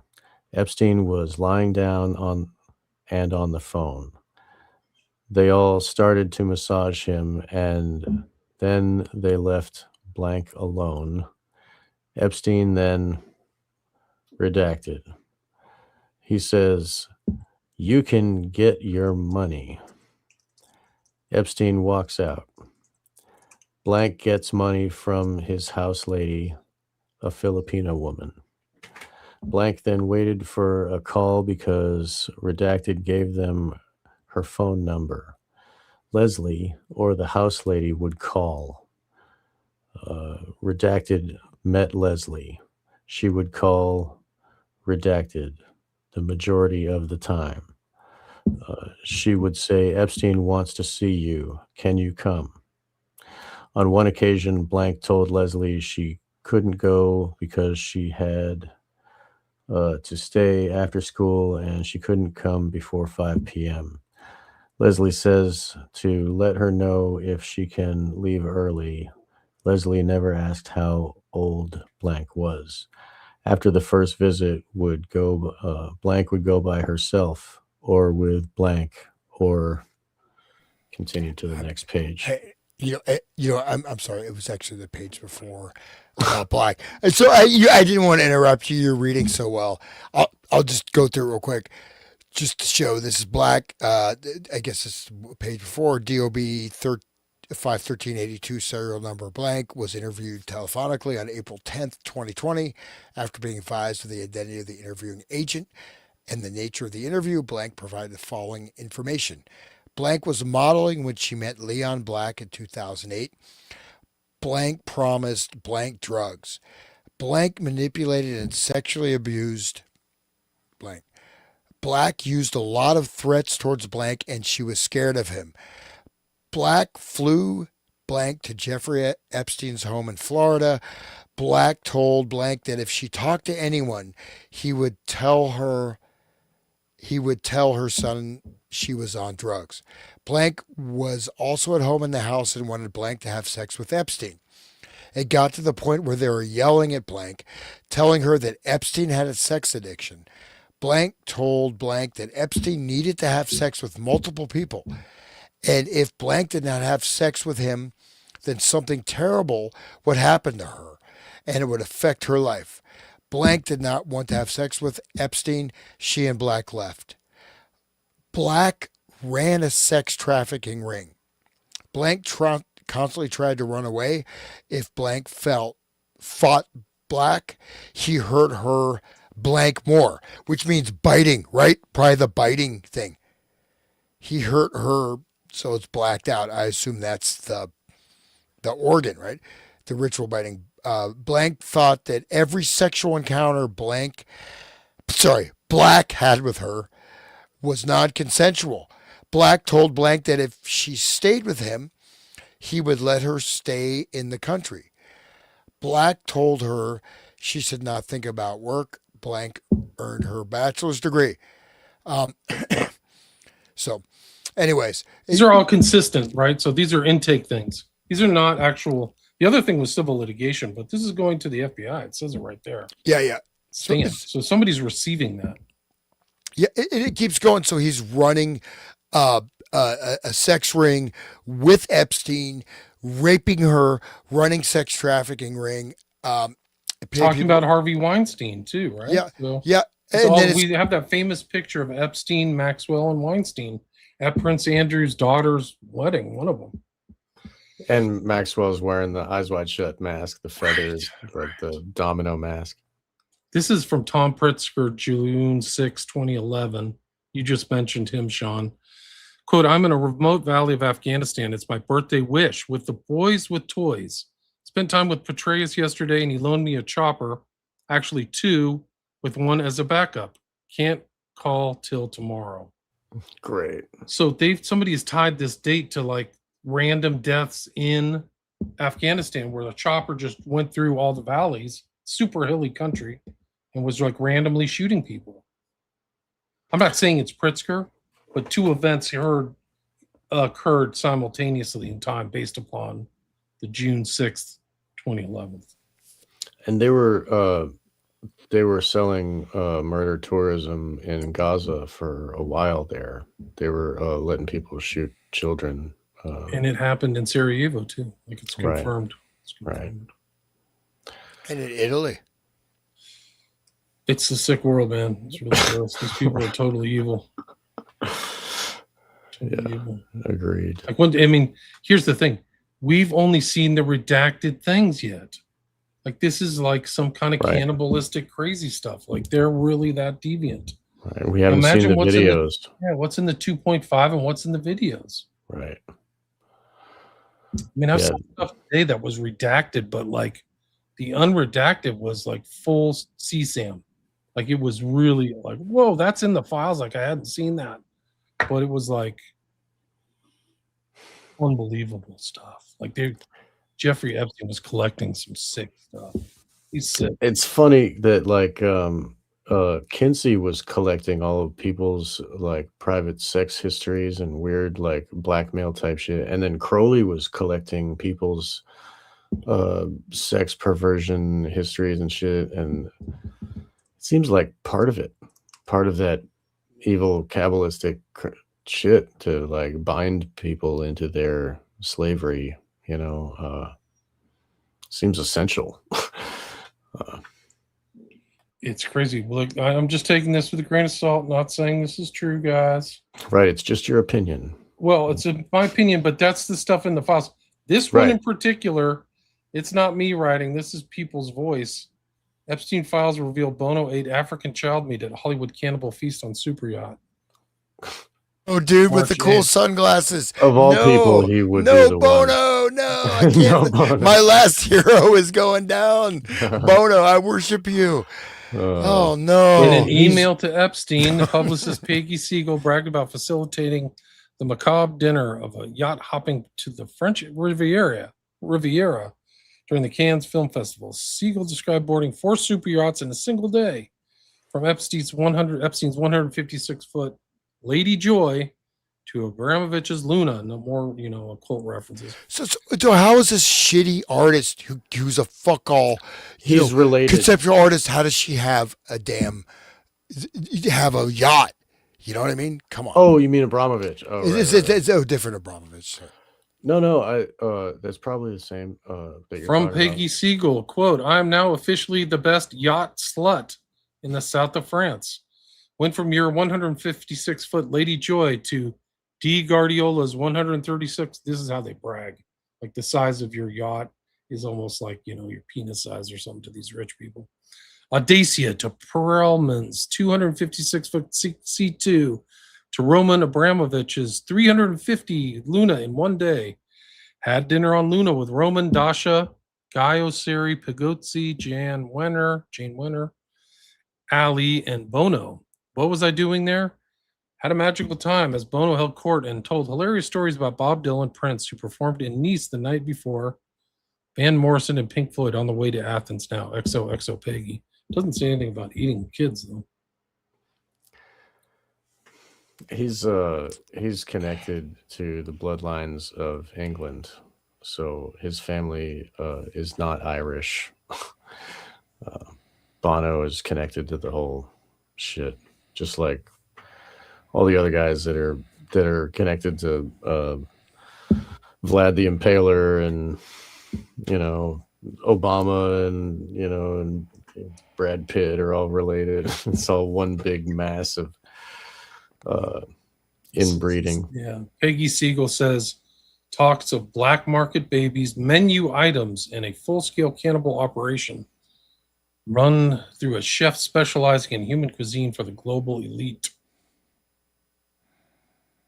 I don't know if these are true. God, That's the problem with the AI. The jerky or cream cheese baby stuff is real. Like there's so many babies, so little cream cheese. Like I've literally read that.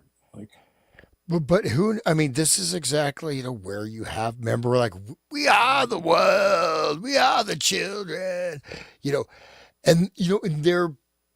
You're eating the world, right? They're all. Well, it makes sense, right? You have to have that mentality to do it, right? Like, right. And they, if you look into the occult cannibalism, they see it as proof of them being above in the social order. Like social Darwinism is proven by we eat them. The Sphinx is a symbol for that. It's a human head on a lion, the top of the food chain. And some of those evil people will hunt, like they'll kill an entire family of people coming over the border that are illegal, and just kill them all and freeze them and have them in their freezer, and they eat it all year. People should read Kurth Barker's book, Cannibalism, Blood Drinking, and High Adept Satanism. That's very informative. so these are high adepts then. Is that what it implies? I would say the high adept ones, the one that in his book was vegan the rest of the time, but the only meat that they ate was humans. And they would have a party, and on the table would be the person's name, telling a little bit about him and who they're eating. Very strange stuff. People should read that book. Here's another one. Just strange letters, emails. 2009. Why is this redacted? There's nobody here. It's no CP. It's just weird code words. So this is probably an illegal redaction underneath the Epstein Files Transparency Act. But he's like, LOL. I don't know if cream cheese and a baby are on the same level. Why do you put those two words together? It's okay. There's still enough time today. I'm trying to schedule priming for 5:30. Fuel explosion at 9:45 p.m. We'll bring a new engine startup video. Response from Jeffrey Epstein. There are millions of babies very little good vegetable cream cheese. Wow. Vegetable too, like they're under, drugs, like their brains are fried while it's happening. And you were talking about earlier about how the way that the prosecution doesn't happen. The Utah SRA case that was a couple years ago. Now they don't even have a prosecutor for that case, and so they just let him go. It's not going to happen. That whole SRA thing. I forget his name. Derek Bros talked about him a bunch. People should It learn. shows about the that. cover-ups. Like Epstein kept getting covered up and covered up and covered Yeah, up. he was The let out of network kept prison covering 6 out of 7 days. let out of prison. Like they are getting information at Zorro covered up. Berman fired. This is a cover-up. This is a massive cover-up of the Epstein files. Is a massive cover-up, and this is just what people can ascertain. Like, it's freaking bad. You know, It's so bad. and there's like a random, I don't give you the wrong page, but this lady's talking about the guy that's, the driver's seat for causing World War III, right? About him. Let me see the page. I think it's 61. Called incident. So the Donald Trump is the bottom of the paragraph. It says page 7 to 10, 60 of 79. See that? This same one. Yeah, I think I think we're on the Well, right. you can go to the first page. Is that the first? No. page? This is 60. Where it talks about Trump. Say page 60, all the way kind of towards the end. I think it's the same one. Just shows you how much information was coming into. Yeah, past the PowerPoint. It's kind of towards the back end. And literally, These are the new so-called new Trump docs from Friday. unclassified, right? That's it. Oh, Yep. I got to do more downloading again. Jeez, it's never ending, man. So I think we're on the same page. Says page 7 of 10. Blank recalled at least one incident in which Epstein took her off the island when she was 13 to 15 years old. He drove her or flew her either to New York or New Jersey. She was introduced to someone with money. It was Donald Trump. Blank and Epstein were with others, to include Trump, in a very tall building with huge rooms. Trump did not blank from the get-go. He didn't like that I was a boy-girl, referencing a tomboy. Blank could not recall the identities of the individuals present. However, they all exited when Trump asked everyone to leave the room.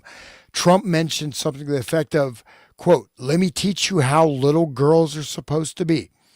Trump unzipped his pants and put Blank's head down to his penis.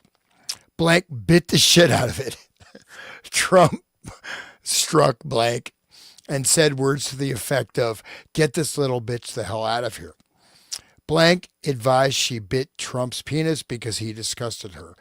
He had money. It reeked off of him. At that point, people ran out of the room. No further information provided. Blank recalled a blonde, beautiful woman approaching her at some point. That day after her interaction with Trump, the woman said, "Let me give you a little tip, little girl, about your breasts. Wear a bra every night." These words stayed with her throughout the years. Blank got the feeling the relationship between Epstein and Trump included a certain amount of jealousy. She thought Trump appeared jealous of Epstein, but at some point they ended up on level playing fields. Trump and Epstein sometimes used the terms, quote, "fresh meat," quote, "untainted," and, quote, "not jaded," while referring to girls. At the time she heard it, Blank did not understand the term "not jaded." She subsequently looked up the term "jaded." Blank stated she had two additional interactions with Trump, but she asked that the interview move on to a different subject for the time being. So I'll just leave it there. But I mean, keeps going, but that's pretty far out. Hypnicity says she deserves a medal for biting down on that thing.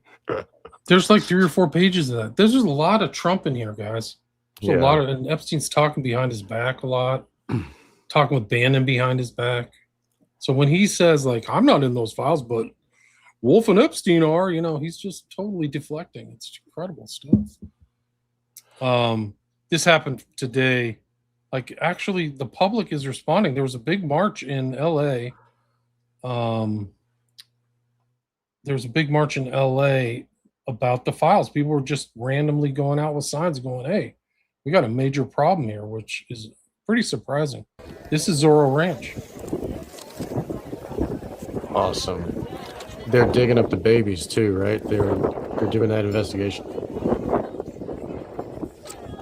Yes, they really are.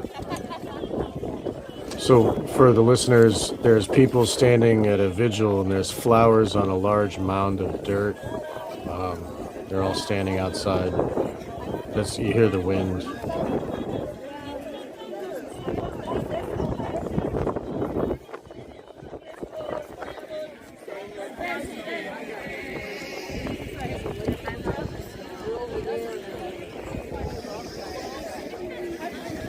Liberty and justice for all on one of the signs.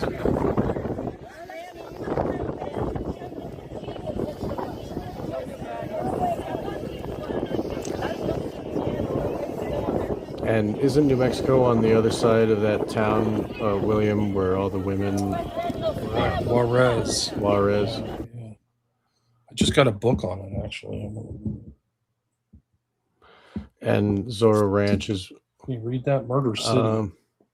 I can't read it. It's out of focus, but maybe if you look up the on Amazon, in this document, Murder City.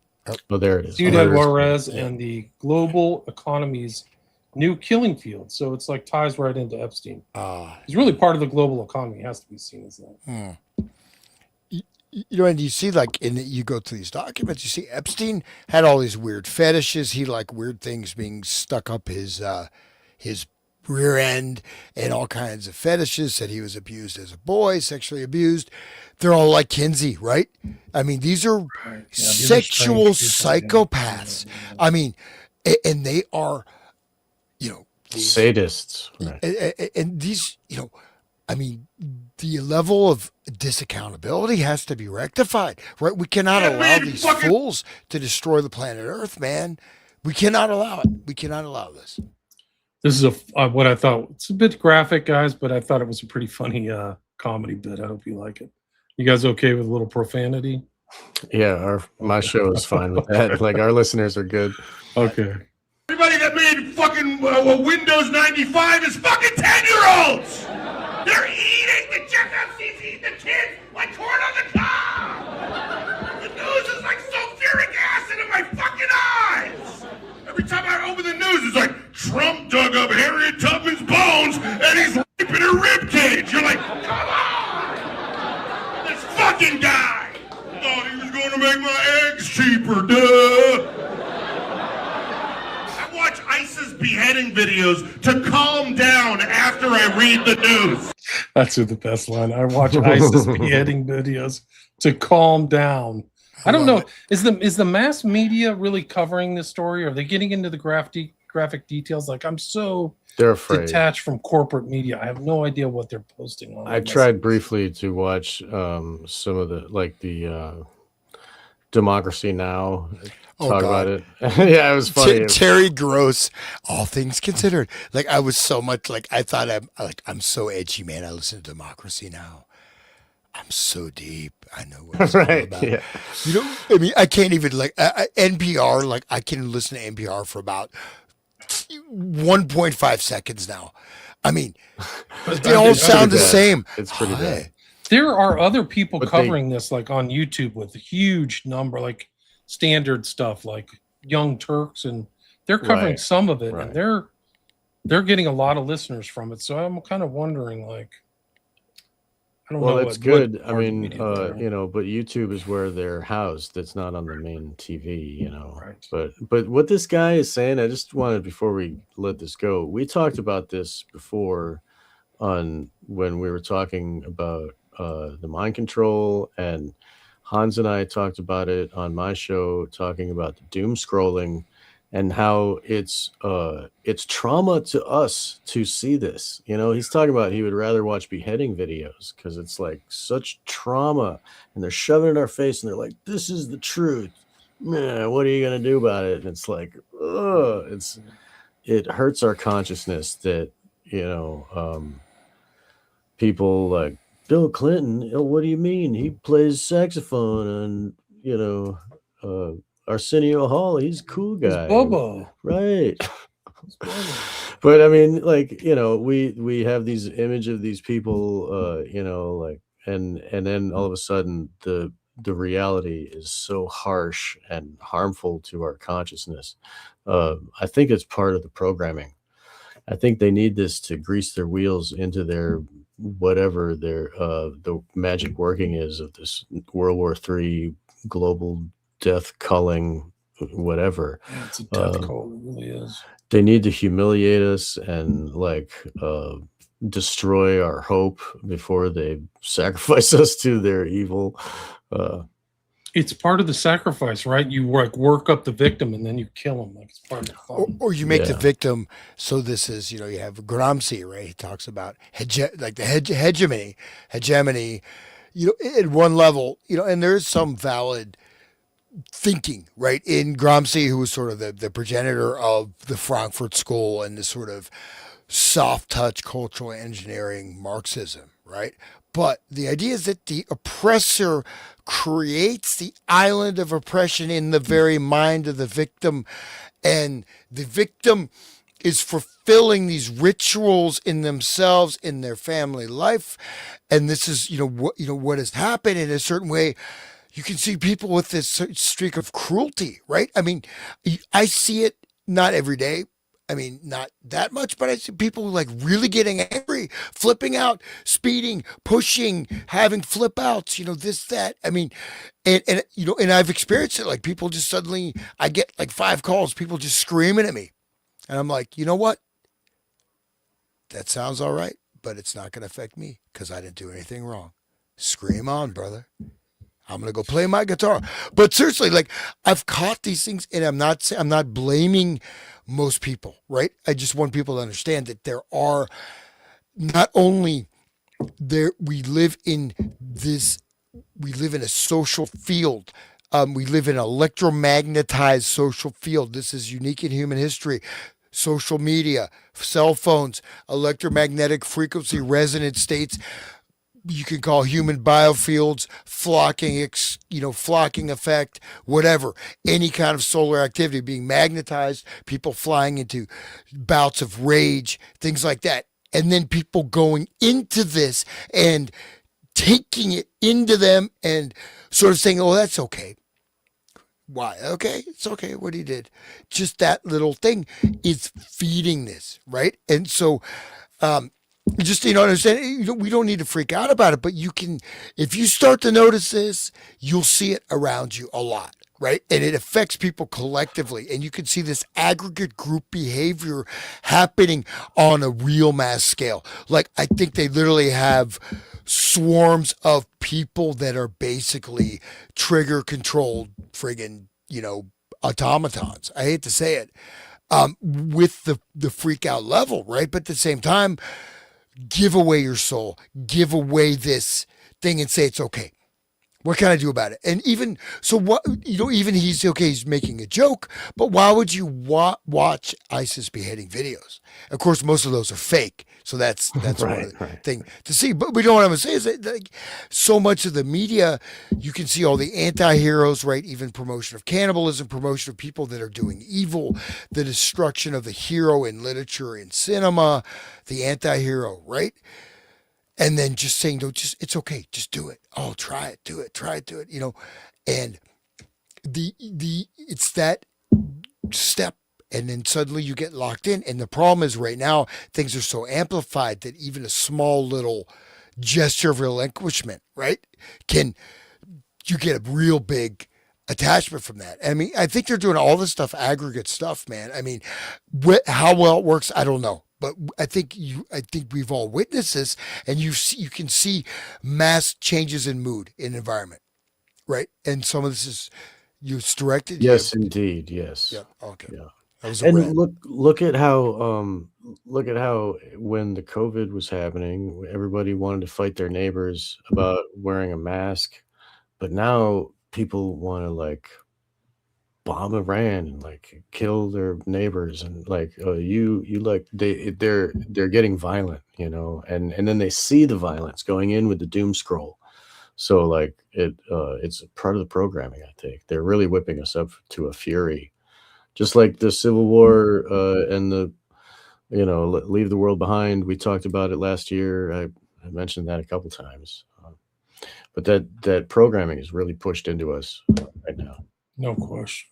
You guys can't handle this? What do you want, a Pixar movie up here? The world's ending! There you go. Fuck, man!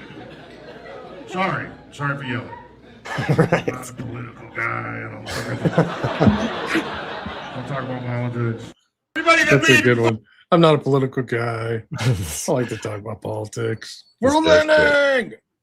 I'm glad you mentioned Gramsci because I did some research today for hopefully maybe it'll be our next show. But do you know who this is on the left here? John Paul Sartre. No, John Paul Sartre Nope. was ugly as hell. But do you see the gravestone? He's Gramsci's gravestone. Yeah. Yeah, that's Gramsci's gravestone. Who's that? Guy on the left's very important and very timely as considering the Epstein files and everything you really just said about humiliation and bringing people up into a fit. That on the left is a guy, an Italian, by the name of Pier Paolo Pasolini, who directed the film Salo. Oh. Oh, wow. Okay, He's that's a fan him. of Gramsci. Oh my God. So, assignment for next week is Salo. No. So, yeah. Oh man. I I would think rather that's it. talk about Alex Gray fucking a corpse than that movie. Oh man. Dude, but it's a protest. It's a protest about this kind of overarching. Right. It's violent. like showing us how gross it is. Oh man. But they bring people to a mansion and abuse them and kill them. That's what they do. They torture them. William, for and you, they take their time. They for have you, like a anything, William. We will do that show. they have like a it's almost like an Eyes Wide Shut Ghislaine Maxwell wearing a mask, like directing the festivities, like that witch. Like, hey guys, this time we're doing this torture, and then we're gonna do this. Well, So they made like a ritual out of it. They Like that's the way he directed it. They compare the children's a-holes, and they. It's so brutal. It's the most brutal film. But I think like he was a pretty sensitive guy, like a poet. But I think that he really felt like this was really how it got. 120 Days of Sodom. Isn't that what it is? It's based on Marquis de Sade. Here's Epstein smiling with the Zorro Ranch, shirt, holding one of his victims like a piece of, like somebody getting ready to have their throat slit or something. Grabbing the hair and just holding it up. If this is legit, somebody wrote Johnny Depp's and Marilyn Manson's favorite movie. Disgusting. That really wouldn't. I mean, oh my God, dude. Well, I couldn't bring myself to watch it. I'll say those Salo. For my listeners, I'll watch it. No, that film though, it makes you. Okay, I watched it. Serge said some time ago, but I mean, even in the beginning, they have the child market. It takes you there in an absolutely realistic manner, right? This is what's happening. It's not. This is what it actually happens. You got to watch it, guys. Yeah, dude. It's Epstein's network. Is Salo, and for people who don't understand what Salo represents, it's his critique of like fascism and Mussolinism. Because after Mussolini was rescued by Hitler, there was like a rump state that was really just run by the Nazis. And it was put in northern Italy in a place called Salo. And that's where Mussolini went before they finally found him and just strung his ass up like a sacrificial lamb and beat him to death. They all just beat him to death, he and his mistress. But he was kind of like almost their elite. He was very corrupt. He's Masonic, but also like, I wouldn't call Casanova like a rake, like just like, he's so strange. Mussolini's very strange. But Salo's, in the context of what's happening now, Salo is very important because you can almost say the Epstein network is a global Salo, where they just treat people like kids like disposable. torture instruments. I mean, And they take a picture of him and they put it up there for sale. This one, get this one, came from Ukraine, born in 1996. name, digits, age, Yeah. look, brown hair, blue eyes, smart, dumb, stage And 3. Put a finger inside and talk about how tight it is. Like, There was something where there was like an allegation that Trump did that to some woman, right? Right. Yeah. And I thought she was an underage too, wasn't it? But anyway, Deb C says it's in the text messages between Depp and Manson, which I don't know where to find those. Should But find it somewhere. those two are very disgusting. William talks about Johnny Depp and his friendship with the child murderer from West Memphis 3 there. Damien. Yeah, that. Their matching tattoos and all that crap. This is let's see, what is this? EFT A00249131, and that looks like the kind of background of what New Mexico looks like, desert type scrub. Look at it. Is he holding up her ponytail? Yeah. Jesus. What does her shirt say? I don't know if but it's like she's a cattle, like he's like like a horse. Corrado Allegra. Anybody know translate that? Corrado Allegra. Man, right? Corrado. Alegre is the second word. Corrado? Corrado? Corrado? I don't know. I can't tell. But this is like this is maybe a picture he sent somebody else. Hey, I got one. Yeah. This is my next one. And he's like holding her hair like maybe this is like one of the victims. An animal. They buried out there. Because that's what Hank Harrison said. I think I showed you guys that one, right? No, you didn't. I never showed you the Hank Harrison song? No, Hank Harrison. No, you didn't. Oh my gosh. Yeah. All right. Get ready. Hank Harrison is in Epstein files. Hank Harrison is not. Hank Harrison was mentioned in another file by Kirby Summers with an O, Sommers.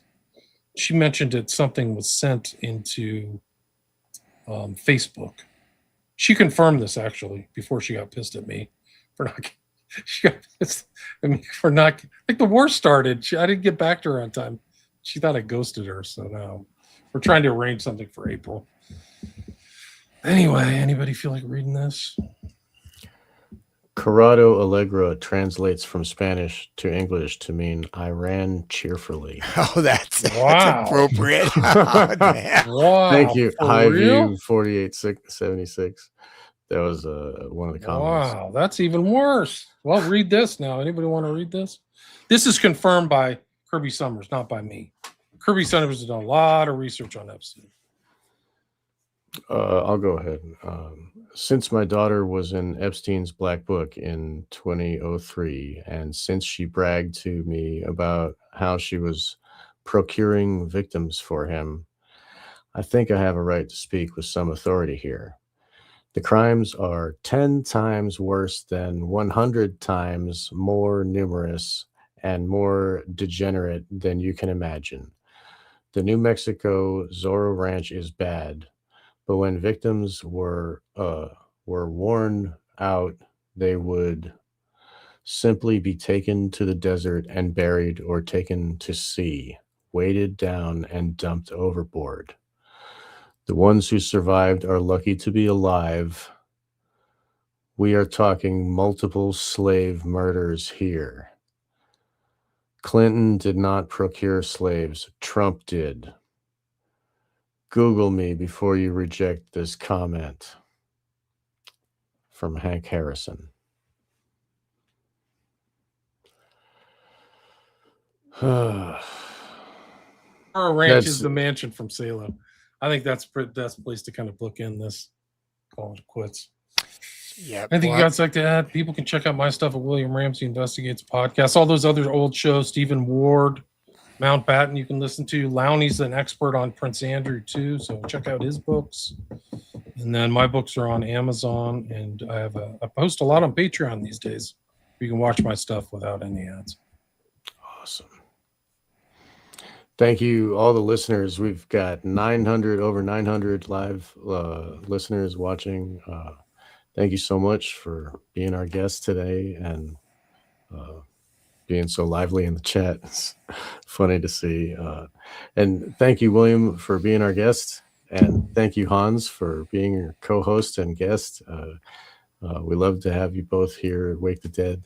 And please, everybody, visit WilliamRamseyInvestigates.com and visit the Resident State, where Hans is posting everything. And be sure to subscribe and see what he puts out. And thank you, everybody, for listening. Yeah, people want to have a bad day. You can research the 100 Days of Sodom by what's his name? Marquis de Sade. Marquis de Sade and or Salo and Pier Paolo Pasolini, who met a very interesting and suspicious death at a beach, who his own life is very interesting, Pasolini's life, and his own literature, and as a literary figure, he kind of gets a bad rap because of Salo, but it's very out of the ordinary of his other artwork, which is very kind of like character driven. But I think he was really thought that this was accurate. And I think he's right. This stuff happens at these mansions and we don't see it. So Eyes Wide Shut, Salo, and Epstein files all rhyme. There's no question about it. So if you want to meet us next week at the same time, 5 or 6 Pacific, do some research and then come armed with some knowledge, and we can go through it all, because Salo's an important film. Maybe I'll try to make some screenshots instead of having to play clips. That's probably good. Yeah. You know, I think he was assassinated for that film. I mean, really, because I think, at least my understanding of him and his career, he was sort of, up and coming. He probably was invited. He saw this firsthand. He got an understanding and said, I'm going to make this testament against this. And then that, but it is a heavy duty film. And of course, Marquis de Sade, if you read his actual writings, they are, they're very, very hardcore. Okay. Marquis de Sade is not, whatever. It's not for the weak of heart at all. It's not for the weak of heart. I've got the lot whole of complete writings of Marquis de Sade. Stuff. Yeah. It's body fluids, like Crowley level type stuff. Like, wow, like really rough. I think that the thing about his death too, Pasolini is it's like during the years of lead. So a lot of cultural violence was taking place in Italy at the time. Right. So, with Franco, and he was at a beach and supposedly got ran over, and they never found the guy who perped. And I can't remember the whole story. It's vague, but like he had a very suspicious young death at 53. And I have video of him. You can watch him. He's like, I love life. Life is so great. I just, really think that I'm really happy. And, here he is. Let's see. This is what he looked like. Let's see if I can bring this up. But you just see, like, this guy's, I think he was gay, but he's kind of like an artist. Like, he really I think he saw himself as an artist. Let's see if I can bring this up. Give people a little. So Trophy says, I read de Sade at 15, wish I hadn't. Legit. I'm like, I've been trying not to watch that movie. Je l'ai filmé en 16 mm muet, et ailleurs, on a parlé autour d'un micro. Je parle en italien. En français, hein? En français? Tu essayes, hein? Qu'est-ce qui te frappe à New York? What strikes you in New York? Poverty.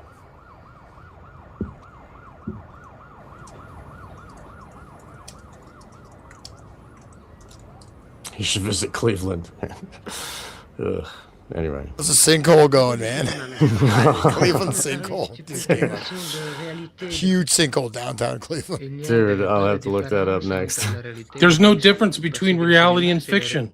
So these are important statements to make in the context. Sorry, we were talking. Yeah. Because cinema is reality expressing itself through itself. That's powerful. In reality, I can photograph a man walking down the street. He's not aware that he's being filmed, and this is reality. If I choose an actor to play that man, then there's another reality, the actor's reality. But it's always reality, it's never fiction. I always take an actor for what he is. I don't like him to act. I can't take a good man to play the role of a villain. It's impossible for me. It's repulsive.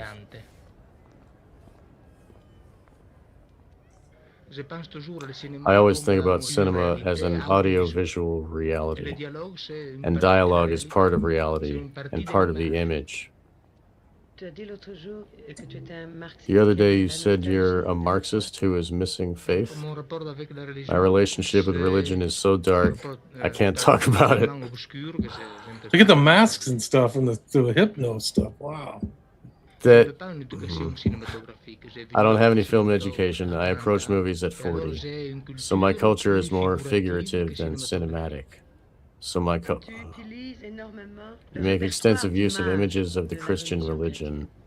Il ne s'agit pas d'un It's not répertoire de la images of the religion Christian chrétienne. religion, Il but s'agit of d'un Italian d'un peintre paintings. italien. Peu à peu, j'ai Little by little, I abandonné la abandoned my obsession, je obsession dois with dire. images. Je le I'm regrette, je sorry, suis I'm obsessed with this aesthetic. So I have to take a shot with some love a painter for his painting. Sur ce plan flou, ciao, Pier Paolo Pasolini. So he's a thoughtful guy. This guy's like, yeah, but he's also interesting statements there because he's saying that reality and fiction are not separate. Right. So everybody that Salo was real, like basically. I think that you can extrapolate that to, for sure. Yeah. For his own statement. Just to say, like his murder, he was discovered in a wasteland, severely beaten, partially burned, and run over with his own car, and his testicles were crushed. His face was completely mutilated. So it was a brutal, like burning, crushing, like multi-death type of killing. And somebody's angry. Yeah. Making an example of him for others to see. We have evidence of like modern stuff under, I forgot the prime minister, but he had these bunga bunga parties, and then the girls would be there, and it'd be like, blackmail. It's associated with propaganda. I can't remember the prime minister now, but I see his face. But a lot of those girls ended up dead or poisoned. Like there was one, like, I ended up dead, I was killed, and then she got poisoned and died. So. Però quella acculturazione, quella omologazione che il Berlusconi, fascismo è riuscito assolutamente a ottenere, il potere di oggi, cioè il potere delle civiltà di consumi, invece riesce. The homogenation is easily achieved by today's ruling power, i.e. consumer society. So fascism didn't attain it, but consumer society did. Wow. It destroys the variety of ways of being. It deprives of reality the different lifestyles that Italy has produced with great variety throughout history.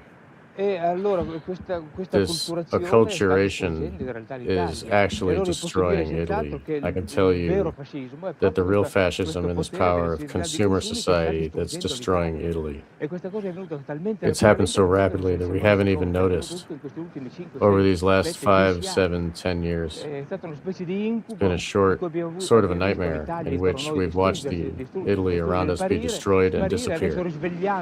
Now perhaps waking up from this nightmare, we look around and realize there's nothing we can do. And he didn't even see the Epstein files. Well, and so like even like say Guy Debord, Society of the Spectacle, and this or Baudrillard, Simulation and Simulacra, like these are people connected with. Okay, Gramsci is not an innocent per se, but people. So it's not like you say, oh, everything Gramsci is a leftist, everything he says is bullshit. No, I mean he has some very acute and analytical stuff, as does Guy Debord, right? And I think some of these, even though technically he's a Marxist or whatever. Again, how many people understood what Marxism was? I mean, now we understand. If you look at the surface, it sounds good, and there's some very high level intellectual analysis, right? And so it's important to just throwing that out there because you do get some of this stuff. Yes, Gramsci was, a massive influence in world history. Okay, and the Frankfurt School was because of Gramsci. I mean, this idea that the direct revolution is going to work, we have to infiltrate the culture. Now, other side of that, though, is this critique of culture itself and understanding how this is shaping reality, et cetera. So, And so I just throwing it out there. But the fact is that when he says cinema creates reality, I mean, we do. How many things we don't think they're real till you see a visual image, until you see it on a screen. You could see it in front of you. It's not real until you see it on the TV. You could watch it happen. No, I have to see it on the TV, right? As seen on TV. Remember in the Desert Storm, they had these smart bombs going down, and they had like a camera on the bomb as it goes down the chimney and explodes. And that was like on the news at the bar. Just this like green, like night vision stuff with all these bombs, like just constantly. It's part of the doom scroll that I mentioned earlier. I think that he found that you see like the hopelessness, like we can't get out of it now. So you see this kind of doom mentality even before the internet. Before you could scroll, he felt like, can we get out of this fascistic consumer society? It's also interesting that he also said, I didn't make it to cinema till I was 40. So he's dead at 53. And I think it shows his literary bent. Like he's, there's pictures of him in his library. He's writing, he's a poet. He's really kind of a literateur. Italian literature who got into film later, but I think it's an important aspect of his work to realize that before you get to Salo, because people interpret Salo as this overly kind of like it's just shocking. Yeah, it's gross. Like shock. Right. It's like at first glance, you're right, Sean. It's like at first glance, it's like a shock horror film. Like, whoa, this is way too much. And then you're like, are these people really capable of that kind of evil? And then you're like, I think there are people like this. Like now the Epstein files has tempered the water. Now we can fathom this understanding. Yeah. It's really bad. See Eyes Wide Shut and Salo in a different light, I think. And see it as something that's actually happening, not just as a freak out horror film. Right. But one thing it wasn't just Epstein; there are a bunch of them. But one thing I really miss, if you guys remember this, like orange, like the terror alert today, their threat was level orange, level red, level green. Oh yeah, remember that? Everybody forgot about that, right? Never forget. Now I'm just like I'm so sleepy all the time. I need some stress. I mean, come on, what's a terror threat today? Then we have COVID threat. Yeah. They were selling parachutes to people that worked in high-rise buildings. I mean, it was really, they were pushing that fear hard. Level orange, terror level red. All right, guys, let's wrap it up. Okay, let's wrap it up. I gotta go, man. Everybody. Cheers. Thanks for everybody for listening. Thank you so much, everyone. All right, guys. Peace. Thank you.